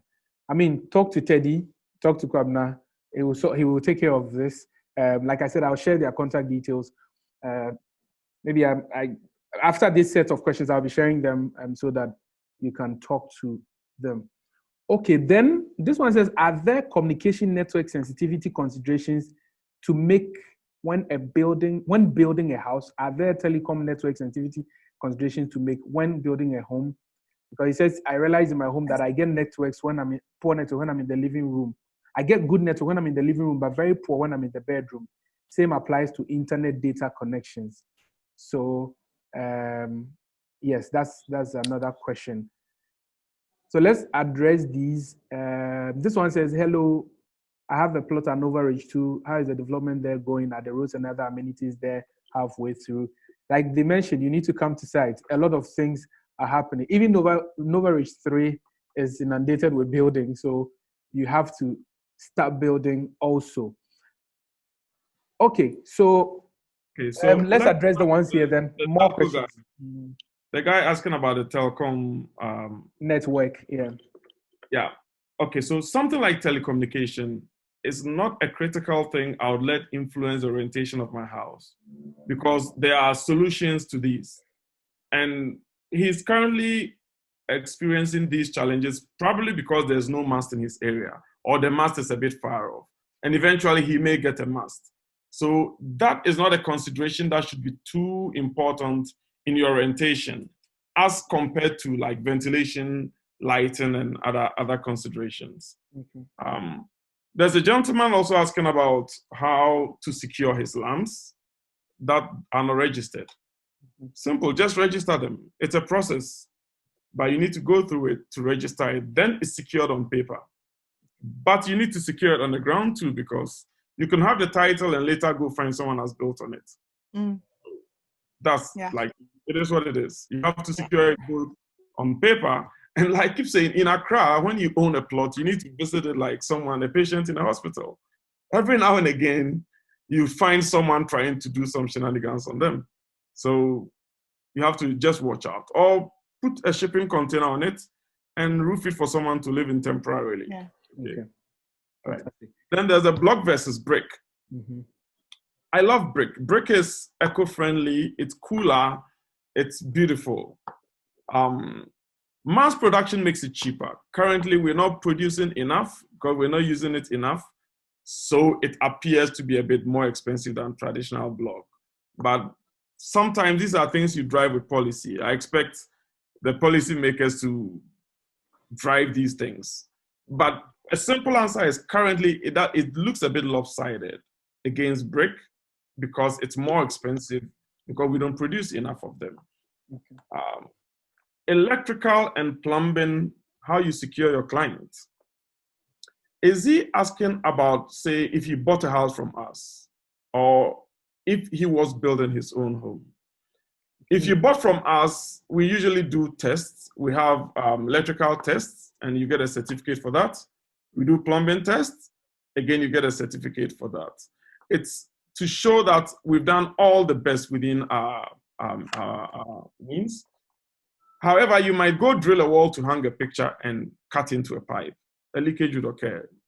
They are fixable. If you're building on your own, the only way you can secure yourself against this is to use a qualified contractor. Because if you just call any Joe on the street corner and he lays the pipes or electrical cables anyhow, the effect is just going to be detrimental to yourself. I might want to ask something. No, yeah. Okay, cool. Talking about you making sure you've got good plumbing and so good electrical system. There's a place which my family and I previously purchased, and over the course of a few years, we've had to change the pipes, the plumbing work, because the developer used very, very cheap materials. Literally, we've had things burst and so forth. And I do think that there's a risk. Sometimes, this developer in the end wasn't as trustworthy, but you learn these lessons. You learn these lessons the hard way. So I do think that at least when you're building, sometimes if you're building yourself and you're overseeing, you're overseeing, these are things you really need to check. Even we had to change I don't know the name of it, the switch off thing for the electricity. You guys help me out. Because he just used like the really, really crappy ones. So because you live in it, is your safety. Once you do purchase a property or somebody, you buy it from a developer, I do think that you also have to keep an eye out so that things that, because look, fires could occur, your things can be damaged. So always also do the extra due diligence yourself, because most of the time, I'm not talking about Polonia or anything, but anywhere you purchase or you're renting, sometimes, Chale, you're really at the safety of whoever put in the electricity, whoever did that. So if you're not extra vigilant, accidents do occur. I remember when we realized there was issues, we paid a plumber to come in. Some things have become really expensive, to change as much things as possible, and that was from a developer that we thought was good.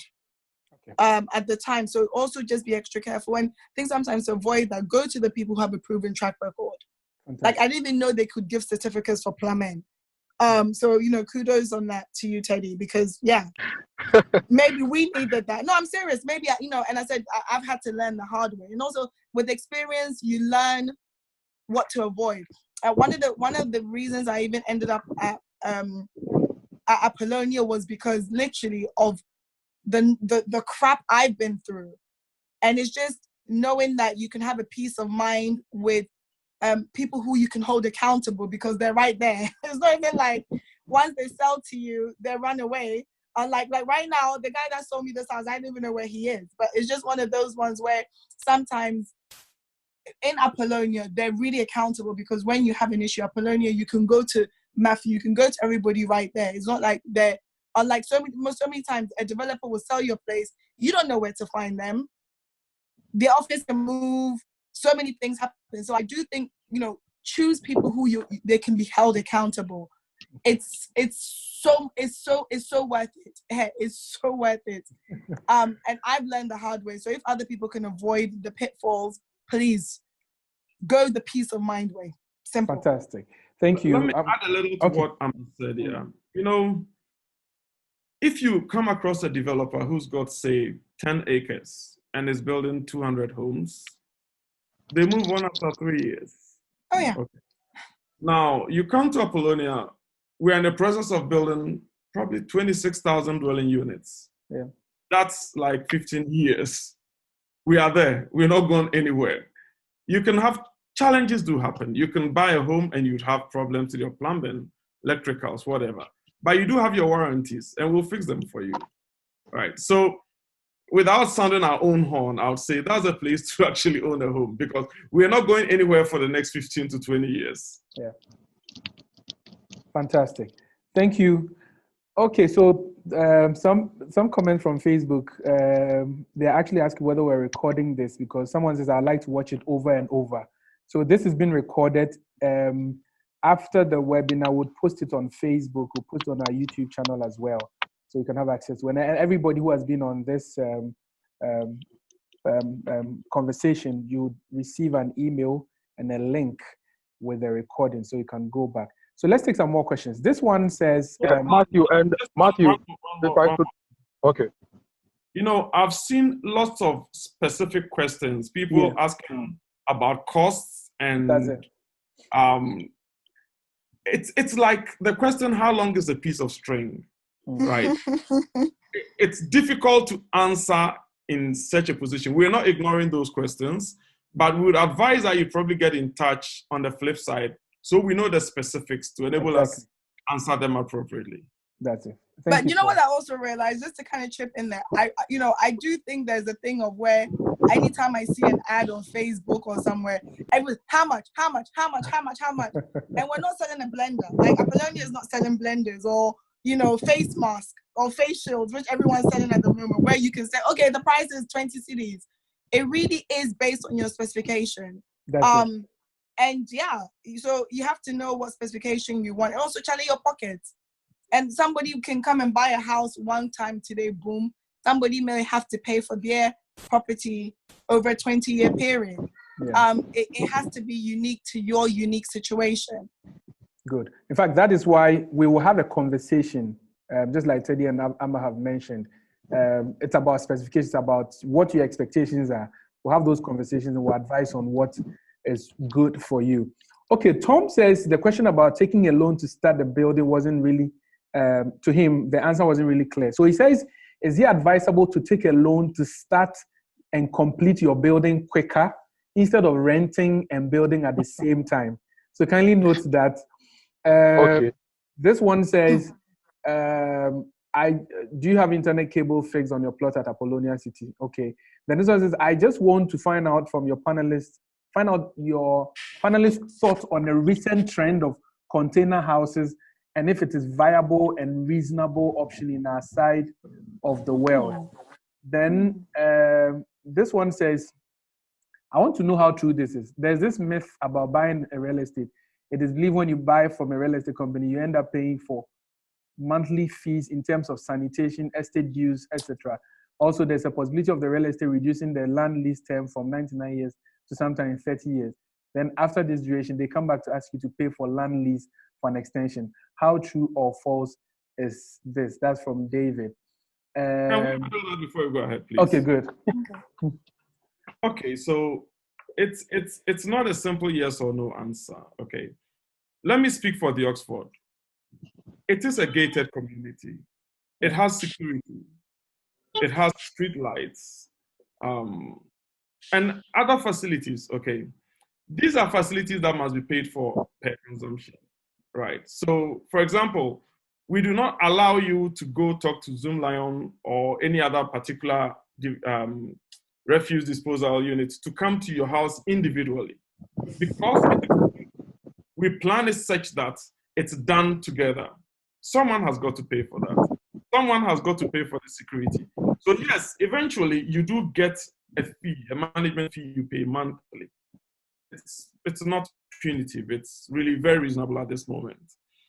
What you pay goes to the services that you consume yourself every time.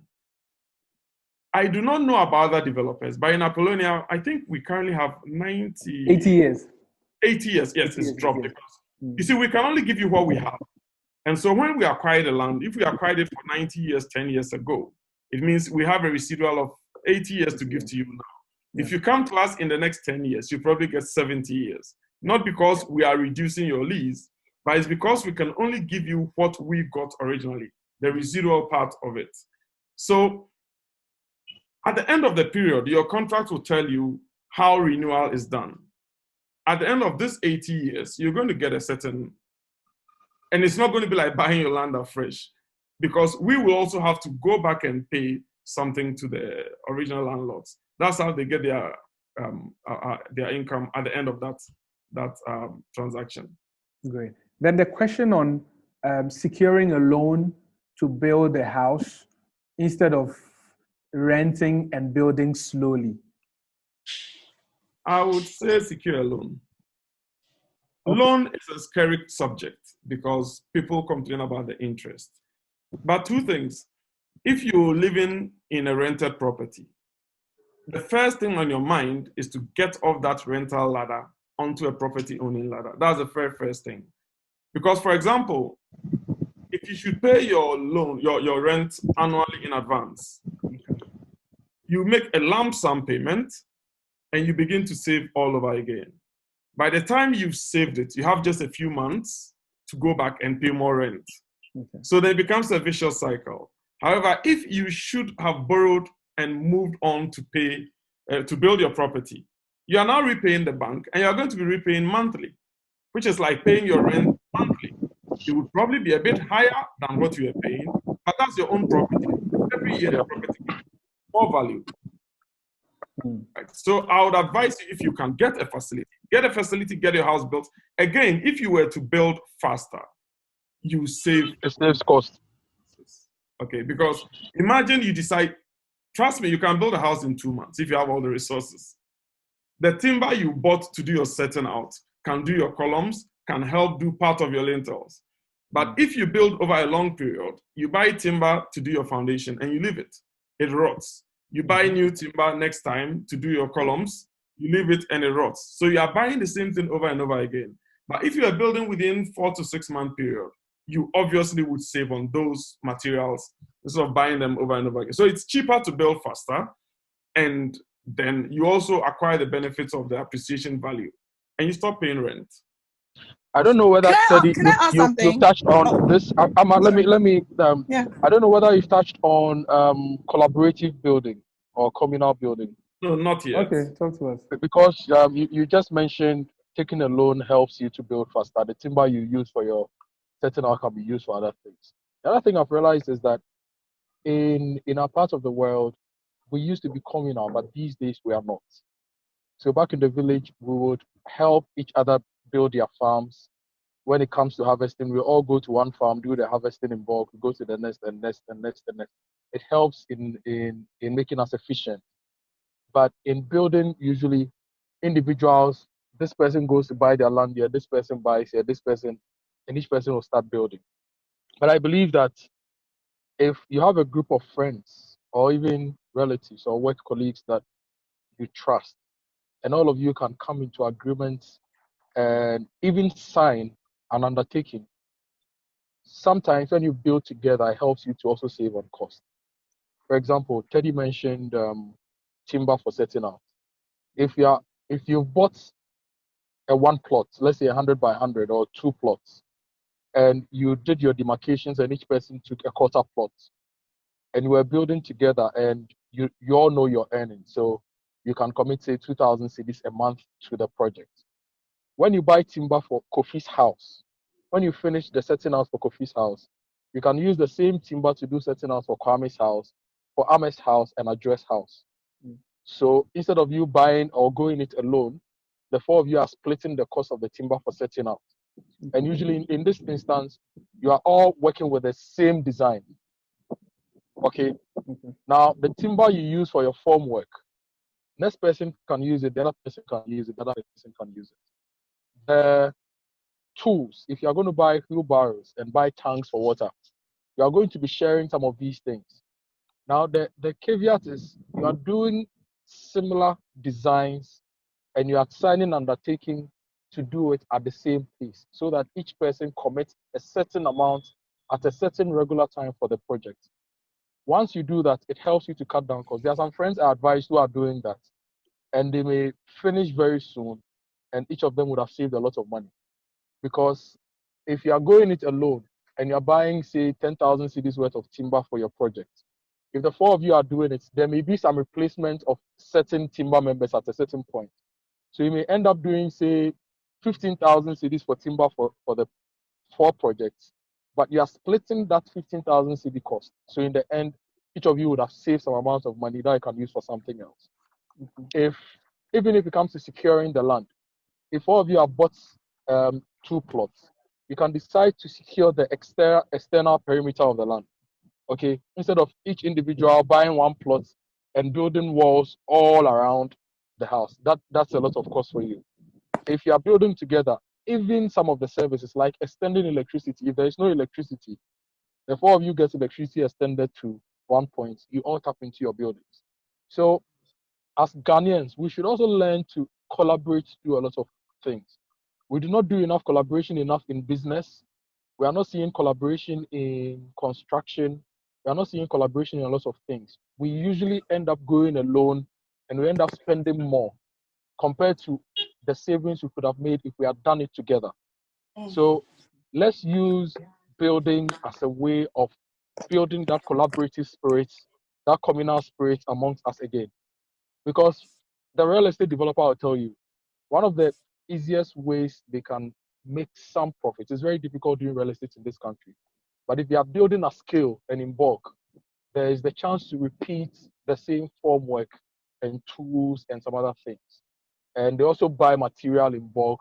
They can even, look, if you are building in bulk and you go to a supplier and you say, I need 10,000 blocks, but I have money to pay 5,000 now, I'll pay the rest later. There is some assurance of good business. So you get that thing done. So as young people, we should also learn that. If you're not ready to buy your house now, and if you're buying, I recommend Apollonia to you. If you're not ready to buy your house now and you want to build, look at some of these options of working with others to reduce costs. It helps you, look, even if you have to deal with land guards, because there are 4 of you dealing with 1 land guard, there is an element of saving. You all go and say, oh, we are brothers, so this land is for us. Oh, they may amount 500. Instead of individuals paying 400 cedis each, the 4 of you put together some 500, you negotiate. It helps you to cut down costs on a lot of things that you would have cut down costs on if you were doing it alone. Fantastic. Okay, so we have about 11 minutes to go. Now, let's address this matter.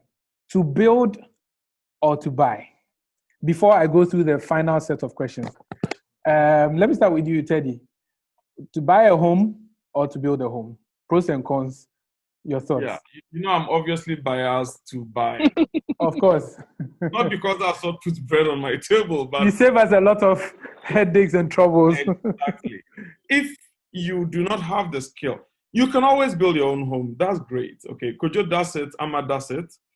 But if you do not have the skill, the time, the energy, and the fortitude to fight off all the wahala involved in acquiring land, getting your permitting, getting reliable artisans who will not steal your stuff, and ending up with a whole supply chain mess.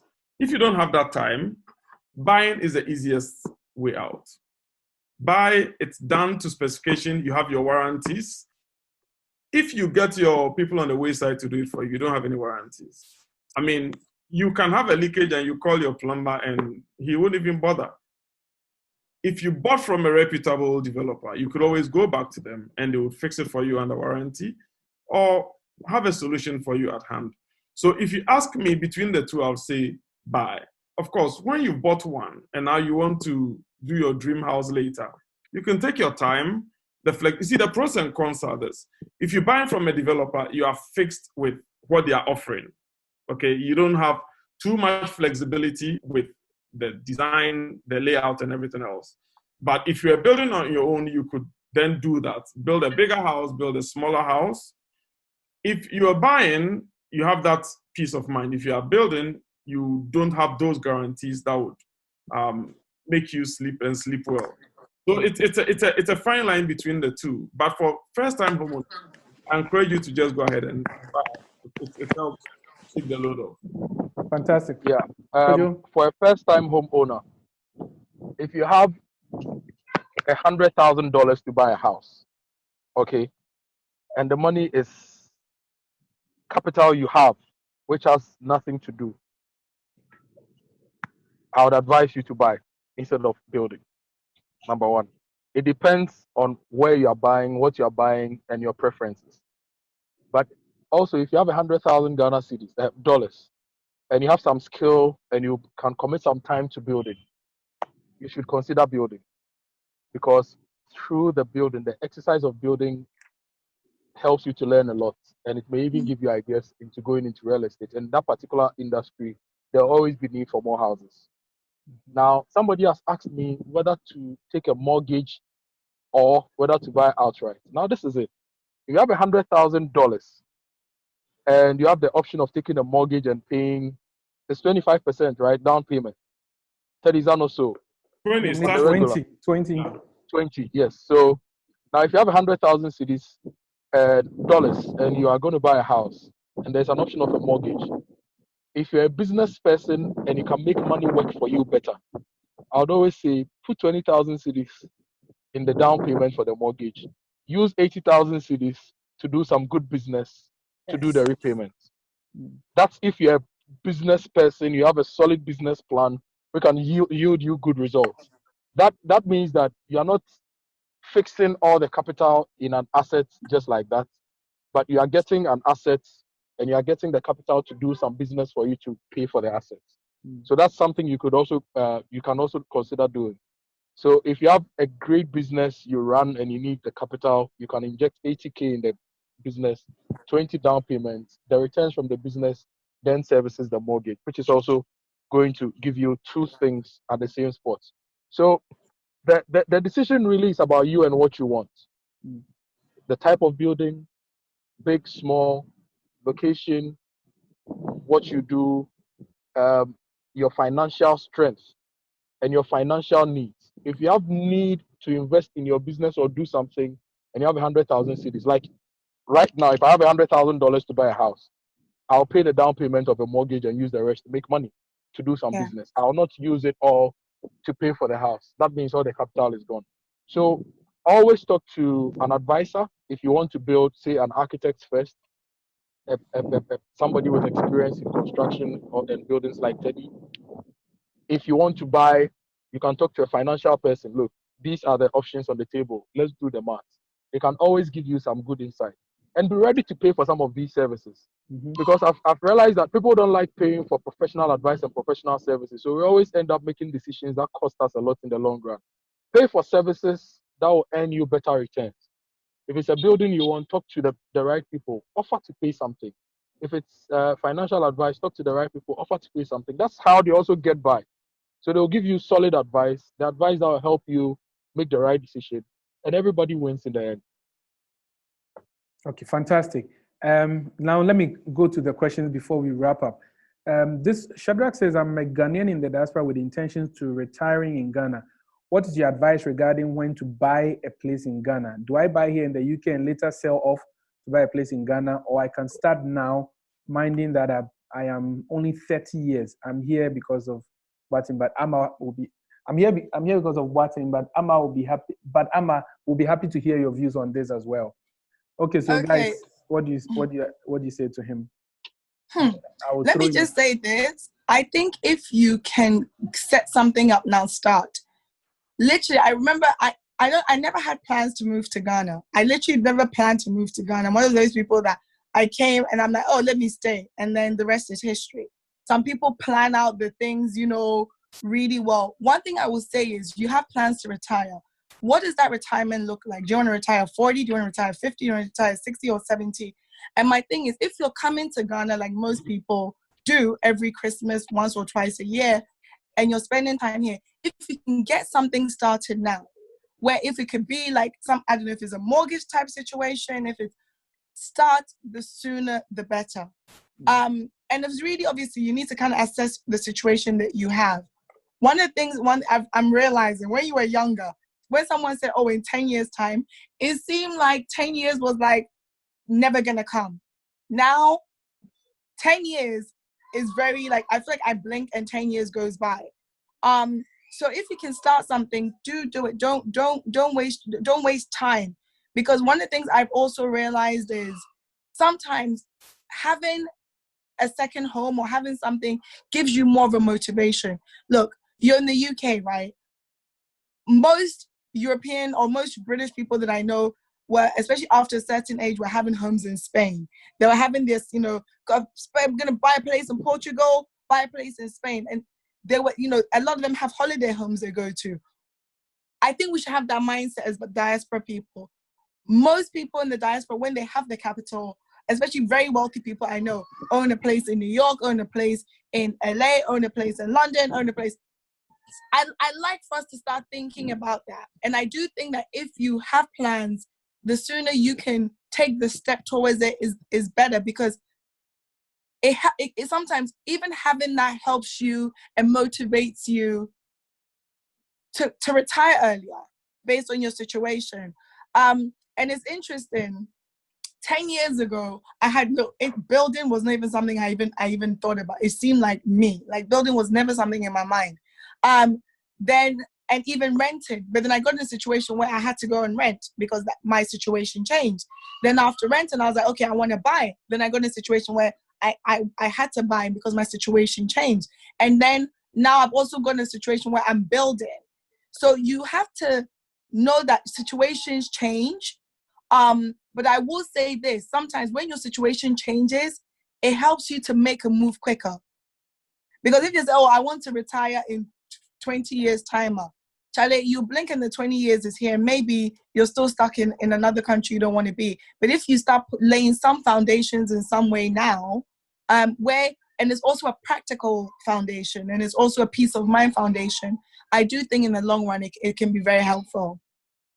Fantastic. Okay. We still have... Sorry, Teddy. How's Shadrach? Shadrach was asking, he's in the UK. Okay, yeah, that was Shadrach. The diaspora, sorry, yeah. I would give him a very simple answer. He should find a property in Accra that he can easily put on Airbnb and then buy it with a mortgage. Over the period, the income he gets from Airbnb could pay off that property. By the time he retires, it's fully paid for. Okay, fantastic. Okay, there was a question on container buildings. I don't know whether we addressed that. No, we've not touched on that yet. Okay, yeah. Somebody was asking, are you sure you have enough time for all the things? Amazing, right? I have just a minute. So let me take your Matthew, I have a suggestion, Matthew. So all those who put questions in the Zoom, which have not been answered, you can go to the Apollonia City page and post the questions on the live stream. Fantastic. So that we all go back to Facebook later and answer the questions one-on-one. And when we answer, you can also message us on Facebook individually if you want to engage further. Yeah. That way we can deal with the specifics, because there are lots of things which are specific, and we know a lot of people in the space who can help you with some of your specific needs. Exactly. We are out here to help everybody get the Apollonia experience, and that Apollonia experience is to help you own a home which is comfortable, which is secure, which you can live and retire properly in, and also bequeath it to your family. So let's do that. If you have any questions we've not answered, especially the container homes, there are lots of thoughts we have on those. Just put them on the live stream on the Apollonia City Facebook page. Mm-hmm. Then we can go there and answer them and engage further. Fantastic. And additionally, I've added our email address, sales@apollonia.com.gh. I've also added my email address, mansa@rendever.com. Teddy's phone number is there as well. I mean, get in touch with us. Get onto our Facebook page. You can send a message in there, just like Kojo mentioned, and we'll address all your concerns and questions. And we'll actually contact each and every person who has been on the webinar. So let me take final submissions from each of my panelists. But before I say that, I think it's okay. You can see the comments, so I'm sure the compliments that are coming in, you all are privy to them. So let me take your final submissions. Starting from, well, they say ladies first, so Amma.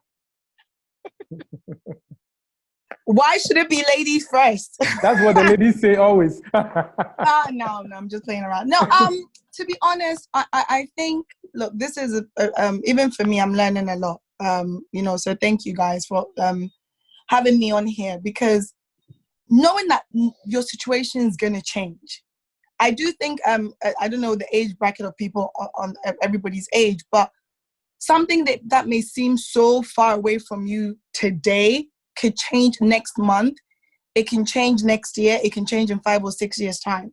But one of the things which we know, they say, look, if there's a few basic things in life, food, shelter, food and shelter, it's a basic human need. For food, shelter, water, yeah, basic human need. So I honestly think that always thinking of a shelter, and a good shelter, it's paramount. I think one of the things if coronavirus has taught me and taught everybody is now more and more of us have to think about spending more time in our homes. So you need to make sure your home is, like, I never thought about having a home office. Now I realize that in building, I want a home office. It's not a luxury. Even if it means I have to, use a broom cupboard to turn into my home office, I'm going to need that. So just knowing that, just plan and think ahead. Know that, look, if I may not have the capabilities today, your situation will change. So think about making sure that shelter you're going to have, that home you want to have, is one that, if right now we have to go on another lockdown for a month, are you happy staying in where you're going to be? And these are the things that I feel like at least this year has highlighted more than anything. And dream big. I'm one of those people that, even if I may not be able to afford this today, it doesn't mean I can't dream. And dreaming is, the more you dream and the more you plan towards it, it is achievable. And I think that's what I'll say. Awesome. Okay. Kojo or Kwabna? Let me go. Let Kwabna go last. He's the big man, so let him have the last word. Okay. For me, I believe that everybody can own a house or a home if you plan towards it and if you are committed. It takes a lot of discipline to do that. Number 2, approach owning a home in stages. Rome wasn't built in a day. It was built block by block. So if you want a 5-bedroom house, if you get the right advice, get your land, get your design team to help you with the design, and then build in stages, you can do that. Now, I'm going to say something here which is controversial. If you've been able to sit with your partner to plan a wedding and execute a wedding in Ghana based on your current earnings, you should be able to plan and own a home. Reason why I'm saying this is that I see owning a home as planning a wedding. A lot of different components come together to make that event great. But unfortunately for us here in Ghana, when it comes to planning weddings, we are more meticulous with this than in building homes. Somebody can plan and execute a wedding that costs 150,000 cedis. But when it comes to building a house, they think that the house costs a lot. All I'm saying is that if you've been able to plan a wedding and execute it, you should be able to plan and build a house, because it takes the same amount of discipline, the same amount of planning. The same way you managed to buy a ring 2 years before you got married. You saved that, you bought a ring and you put it down. You saved that, you paid for the clothes. Sometimes you even pay like 10K for cameramen, right? If you've been able to do all those things, see the components of a wedding as the components of a house you are putting together. Just first get your land if you want to build, or talk to the real estate agents or the real estate company, let them give you their offer. Once you get the offer, start breaking it down into sections, and you'll be able to do something. Don't see building a home as something only meant for those who are rich. Building or owning a home, building or buying a home is for those who are practically disciplined. If you earn 1,000 cedis a month and you want to own a home, trust me, it will take you some time, but you own a home. If you earn 10,000 cedis a month and you're not practical and you're not doing the right things, you will not be able to buy or own a home. So approach it like you approach a wedding. Different components, and the components, if you are building, you need land.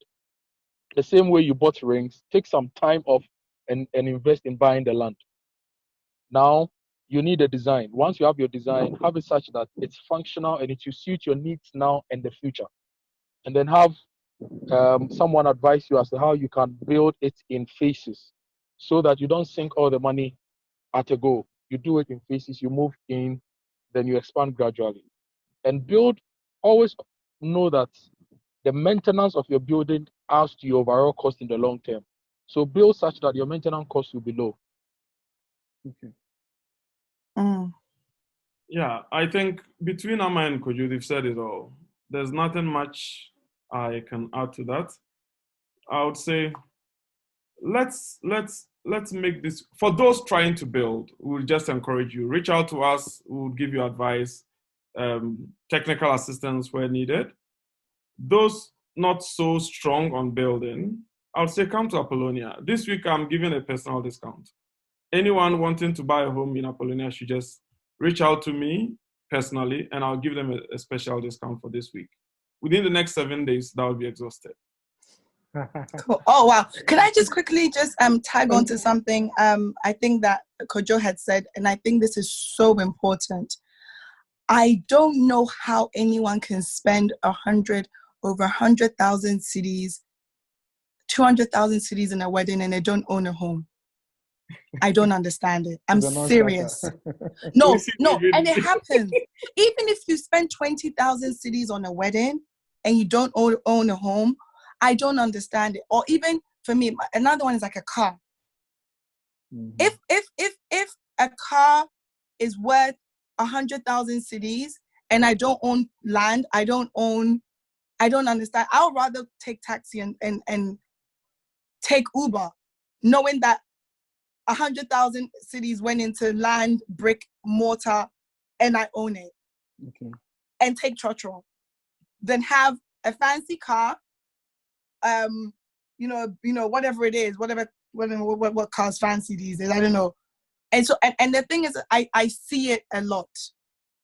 I see it a lot, especially with young people. I do think that there's a skew in terms of what is deemed as important. So I think just bear that in mind, that look, if you can, and I'm so glad Kojo said it, but there's also something about cars. People have very expensive cars. Their cars may be worth 200 cedis and they don't own land. They don't own a house. We sometimes just see what is the priority. You can have a car, but maybe you say get a more practical car and own that property, which you can use as collateral for business, for loans, for so many other things, which can what essentially do is make you more money. And let's cut our coat according to our sizes based on where we are in our situations. Awesome.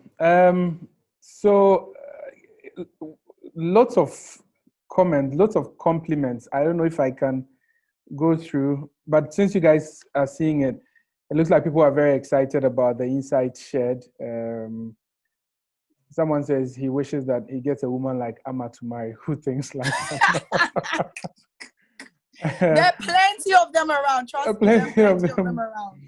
So yeah, so I mean, Teddy has just initiated a special discount offer. When you get in touch, you will have a special discount. I've also put something here in case you want to acquire a piece of land.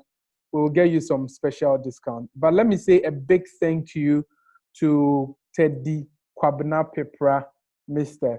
Amakia Beberse and Kojo Akoto Boateng for, your insightful thoughts. It's been very, very, very educative. It's been very, very insightful. I've learned a lot. And judging from the comments we're receiving here, people have been really, really educated. Somebody says this webinar has been better than acquiring a PhD or master's degree. So thank you very much for dedicating your time and educating us. I also want to say a big thank you to all our participants. I mean, you've made this fantastic. We had over 220 people live, on Zoom, and on Facebook we had about 20 something people, culminating about 250 people. So a big thank you. Just watch out for our next webinar in the month of August. I'm sure it will be something related to crowdfunding in real estate. So just be on standby. A big thank you. Thank you so much. We'll be in touch with all of you and take all the necessary comment. But before you go, let me just leave you with a video. It's actually a video we shot last year on Apollonia. So what you see here, I mean, what's on the ground is even more advanced than what you see here, but then enjoy. And thank you, Teddy. Thank you, Amma. Thank you, Kojo. Yeah, have a good one. Thank you. Enjoy your weekend. Yeah. Living your dream has never been more real, where every day is an escape from the hustle of the city to your own little paradise at Apollonia City, with development of a light industrial park covering the 200 acres of land, state-of-the-art infrastructure.